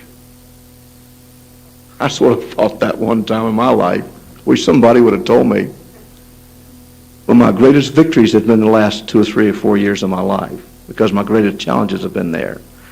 If I ever woke up one day and I didn't have a problem, I'd get on my knees and ask, I say, Lord, what have you got against me? Because I need them. I'm excited about them now, because I've chosen to be bigger than any problem I'll ever have. That's part of the excitement of life. When I check God's Word, one of the worst things you can do is flake out on life and be non-productive and not have a dream and not be going after the dream. It kills you. It's death while you're still living. The exciting thing is to have a big, big dream that you haven't accomplished and to go after it. Save time to smell the roses along the way. Get excited and stay excited, because every time you see the challenge, you know you're bigger than the challenge, and you know your victory is going to be sweet. It's going to be beautiful. And that's the way God deals with it. He'll never put on you more than you can handle, but you'll be tested many times when you have a big dream. And you ought to get excited about it, because the victory is so sweet, it's unbelievable. All the people that laughed at me now, the Word says return evil with goodness, and like that, and I want to do that. But all the ones that laughed at me aren't laughing anymore. Our net worth now isn't 5 or 10 or 15 or 20 million. It's more than all that. Ain't it great? I've tried it poor and I've tried it rich, and I really do like rich better than poor. But it isn't just wealth. It turns out that wealth is not the important thing. It's what makes people begin to want to change because they haven't got it and they'd like to have it. And it's been on their minds and hearts most of their lives. Nobody really enjoys poverty. But if you'll check, when God wanted to get his people out of Egypt, he had a talk with Moses, and he told Moses, go tell those people we're going to take them to the promised land, that you're going to take them to the promised land, and that's the land overflowing with milk and honey. Well, they could paint a picture of that. Now, I don't know how much milk and honey was overflowing in the promised land at that time, but it sure did get them to move. And that's sort of the way I see our business. We're talking about milk and honey so that people will begin to do something about their future. And then we find out the milk and honey isn't really what we were after. That what we were really after is the most important thing on earth. And that's to spend some time with our friends. It means you're a leader. It means people like you and people love you. It means that you love them before they loved you. And here's the key if you want to be a leader. The authority to lead comes from the led. The leader doesn't have authority within himself or herself to lead. The led always grants the authority to the leader to lead, but only when the led trusts the leader to first of all be a server. If you want to be a great leader, you first of all have to be and remain a great server. Once a leader quits serving, the leader has to quit leading. That's the way people are, because the authority is within the led. So if you want to have a big business, you have to be a great server. And as you know, the Word says, the greatest leader will be the greatest server. And so it ties in very well. Lord, just give me the ability to lead one more, and then one more, and then one more, properly. Bring them more happiness and excitement and pressure that they'll grow by and become by overcoming what they are. I don't care what your background is, who your mom and dad happen to be, it doesn't make any difference. I don't care if you're 95, whatever you are in here right now. I tell you, my heart goes out. Because I'd love to invite you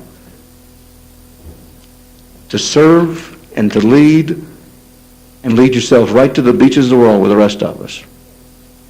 By being that one thing that all successful people in any endeavor to acquire that and use that one quality that all people have to have if they're going to succeed. And you've probably guessed what it is right now. And people that never make it just don't get it. But it's something that everybody in here can have and be if they want. And that quality is persistence. The same quality that led that little drop of water go through the stone.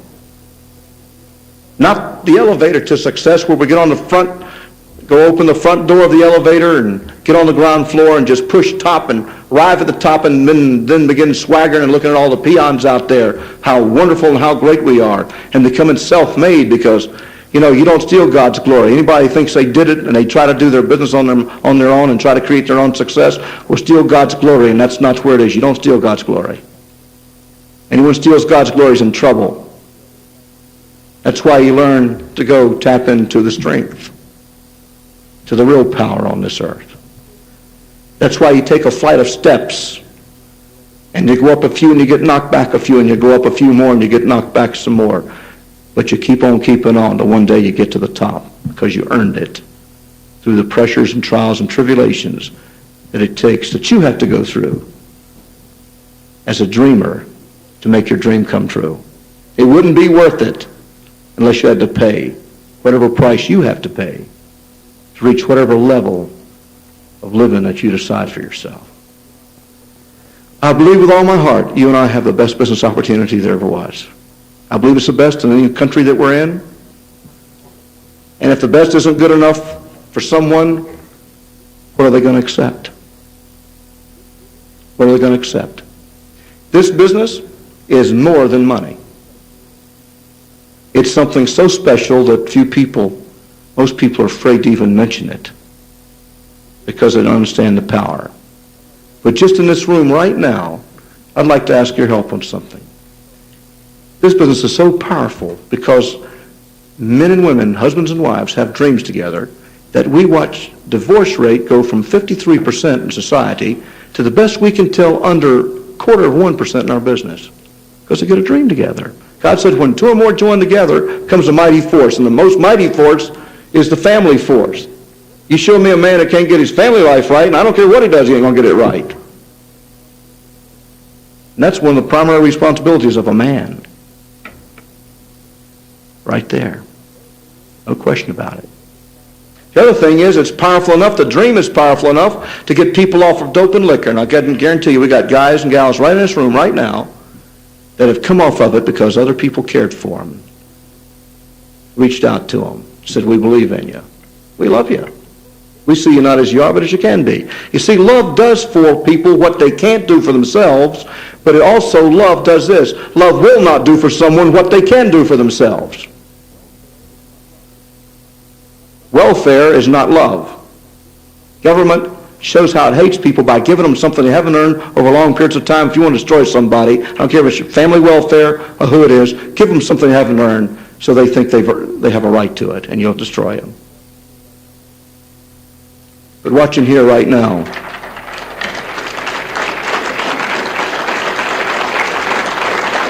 would everybody, if you don't mind proving my point with me, would everybody in here that was on dope or liquor or some addiction like that, that's either almost come off or just completely come off, and they contribute it to the friendships and the dream and the light at the end of the tunnel and all that goes along with being together in this crazy business? Would you stand up if you're one of those, please, and let's see who it is. Just stand up if you're not ashamed of it. I want you to look around.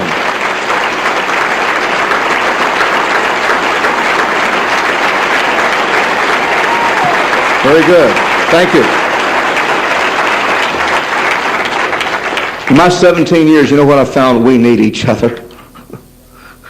One's not better than the other. Just because someone got in sooner doesn't make them better. God said there's no respect of persons. It just gives them a responsibility to set a better example, so those coming behind can do even better, faster.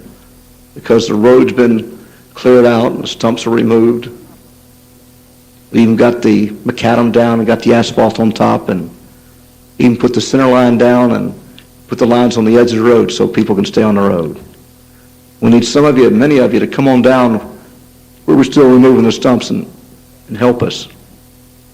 Because you can go fast, if you will.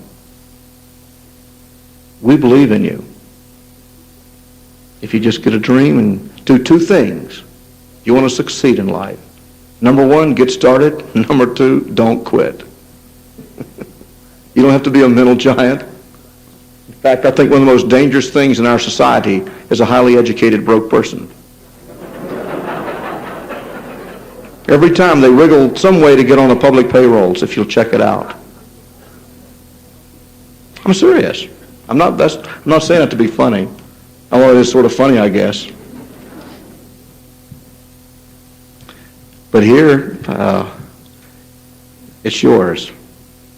Not just my business. I got mine, you got yours. It's what you do with it. Is it good news or is it bad news? That's the key. That's why we get you to listen to tapes, to read books, go to functions, so you can begin to associate and see that you're not a nut. There's other people out there like you. But when you take a look at creating wealth, you take a look at leveraging time, and take a look at duplicating, and take a look at multi-level, and then take a look at networking, you're in the best. It's proven. 28 years of proof. Absolute, identifiable, factual proof that in your hands you have the very best business opportunity in the world today. You know, we got a plan now where the first 90 days, if you just follow it, you'll have a certain income. The second 90 days, just sort of fill in the blanks and just reach out. The third 90 days, so that you can develop. If you don't want to develop the big incomes, you don't have to. This business is for anybody. If someone just needs another 1,000, 2 or 3 or 4 or 5,000 a month, they can do it. It's up to the individual what your needs are. Or if you want to develop a business around the world and in this country from border to border and coast to coast, depends on how big you can dream. I remember when I first got started, maybe I had 100 people in my business. I had right then said, somehow, someday, some way, we're going to have people coast to coast, border to border, and around the world. I don't know how. I don't know how I'm going to do it all. I'm not going to do it all. But we're going to have it. So no matter where we have people, there's going to be someone nearby that can help them. And reach out for them and say, I believe. Let me show you how. And then I said, we're going to have Coliseum functions all over the world. And we've seen that all come to pass. And it didn't take a long time. But today, I believe the business is growing better and faster than I've ever seen it. I know it is. The belief level is the highest I've ever seen it. The credibility is the highest I've ever seen it. We're proven number one networker in the world right now. There's no question about the fact that the leadership is more solid and more trained and more together and more unified than ever before. And that all the things, all of the ingredients are together for those of you that are getting in today and that are just starting your business. There's never been a finer time for you to get involved. When I got into business, it was a $100 million a year business. And, you know, we expect the catalog's doing more than that right now. And we expect to see our business jump up to almost $2 billion this year. And we expect it to see $5 billion for you and turn around good. And 10 and 20 and 30. I can see it going up to $40, $50 billion. We're going to become the largest department store in the world with no roof. It's whoever we happen to be that will be selling our products. 5,000 products, nothing. You can't sell them all, but if you have an organization big enough, different people are going to be selling different things based on their niche in life and what their individual personal dream is. So here it is, folks. It's in your hands. Is it good news or bad news? I hope and pray it's good news for you. And you know what I know? I know for almost everybody in this room it's good news, because I know you're excited. If a little short fat guy like me can see another little short fat guy like I did in Charlotte and say I can do it, you can look at me and certainly say you can do it. Now, if I was born in blue blood or something and had some title from England, some part English, but my family probably was the ones that were let out of prison in England that came over here. They emptied the jails and put them in ships and brought them over here, man. And that's probably, if you want to check my background, that's probably where I came. But you see, the fact is that God loves us all if we just love him. And you know, as you travel down the road of life and you have a problem, like if you were part of a great force and they had you as a guard, like up on top of a hill and there's a great valley out in front of you. You know, if you see the great negative or evil force coming towards you, as a guard, you don't run out there and attack them. You go back and tell the main force. You tell the commanding officer so the whole force can go get them. And we're building a mighty force. We're going to get them. We're going to get all the negative stinking thinking of people that want to be with us. We're going to overcome it. And we're going to help people have a better way of life because we care. Because we spend our time caring. People have said to me, Bill, haven't you got enough money yet? And I have a lot of material things. When I was new rich, you know, I bought so many dumb things and unbelievable. And now they just get in the way, quite frankly, because we find our goals and mission is quite different from what we used to see. But we're excited about what's happening with people. We're excited about helping create a force of people like you and I that care about each other. You guys in here on your dope and your liquor and your garbage, you don't want to change. We have just what you're going to get, a job. You know, without a dream, that's what you're going to have as a job. And that's sad. I don't like the job because I had to get up in the morning when I didn't want to get up. Had to go to a place I didn't want to go. They told me what time to get there, what time to take a break, what time to eat lunch, what time to take a break in the afternoon, what time to get off in the afternoon. Had to do something all day I didn't want to do. Had to do it with people I didn't want to do it with. I was told when to go home, when to start watching TV. I was told how long I could take for a vacation, where I could go, and I was told what kind of clothes to afford, and told whether or not my wife had to work. I was a slave to a system as I was taught to be, and didn't even mean to be. But because I met a little guy one day with a dream, there's an explosion going off in my life. I was able to work hard and buy myself from the system that had enslaved me, even though I was in a free country. So you're looking at a 55-year-old, since 40, absolutely free American, born and bred in this country, in a nation under God, that earned his freedom from the system that enslaved him. Thank God that one person would light a light and light the way for me. Someone's done it for you. If we join together, everyone's going to benefit. Your wife, your husband will benefit. That's why you should succeed. But most of all, for your kids. Your city, your county, your state will benefit. Certainly from taxes. But they'll benefit because you have a change of heart and a change of mind. Become a different human being. Your state's going to benefit for sure. But who's going to benefit is your nation, and the concept and cause of freedom and liberty is going to benefit. Because you're going to espouse it, and teach it, and preach it wherever you go. Because you too, like me, are going to feel something's missing for your fellow man when they never heard the truth about what it means to be a citizen of the United States of America, a nation under God, a land that people died for, and for our liberty and our freedoms, so that we wouldn't have to be a slave.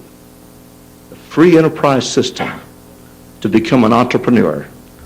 And I want to tell you, it's been a pleasure being with you tonight, and I hope you get excited about it like I have. 38 years old when I got in, and I was free by the time I was 40. And boy, let me tell you, I don't sound like tonight, but I'm a fighter. I've had my nose broken 5 times. 5th time by a doctor, so that's, only 4 times from fighting. Because I would physically fight for whatever reason, drop of a hat. I'd put my 240 pounds in action easy. But let me tell you what I want to fight against, and that's the unseen forces in our society today that enslave people. And I hope you understand.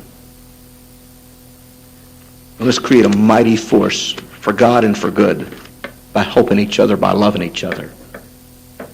We only can love each other if we know each other.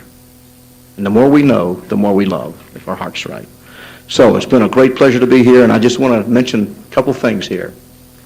I spent all the day with all your guys and gals here and all the diamonds that were on stage before, and I have never, ever seen a more closely knit, better qualified, better group of leaders in anything, any endeavor I've ever been in than this one. And any city government exposure I had dealing with people at all levels of life, or when I was in the military and commanded a floating bridge company in Korea, or when I was in college, university, or what have you, and all the dealings in all my 55 years, I've never known such competent, honest men and women, and such good friends and solid people as you saw on this stage with me a few minutes ago. I would not come if I didn't feel that way about them.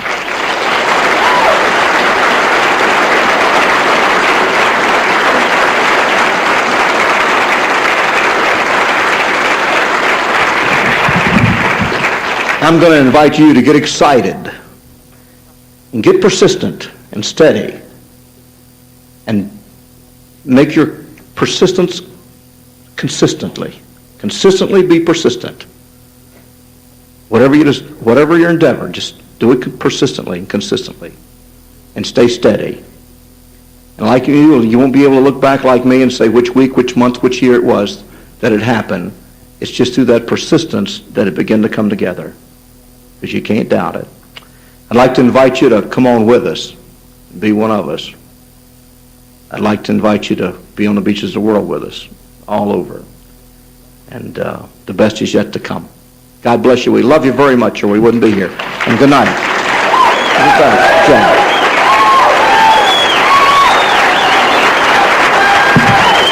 You'll do it.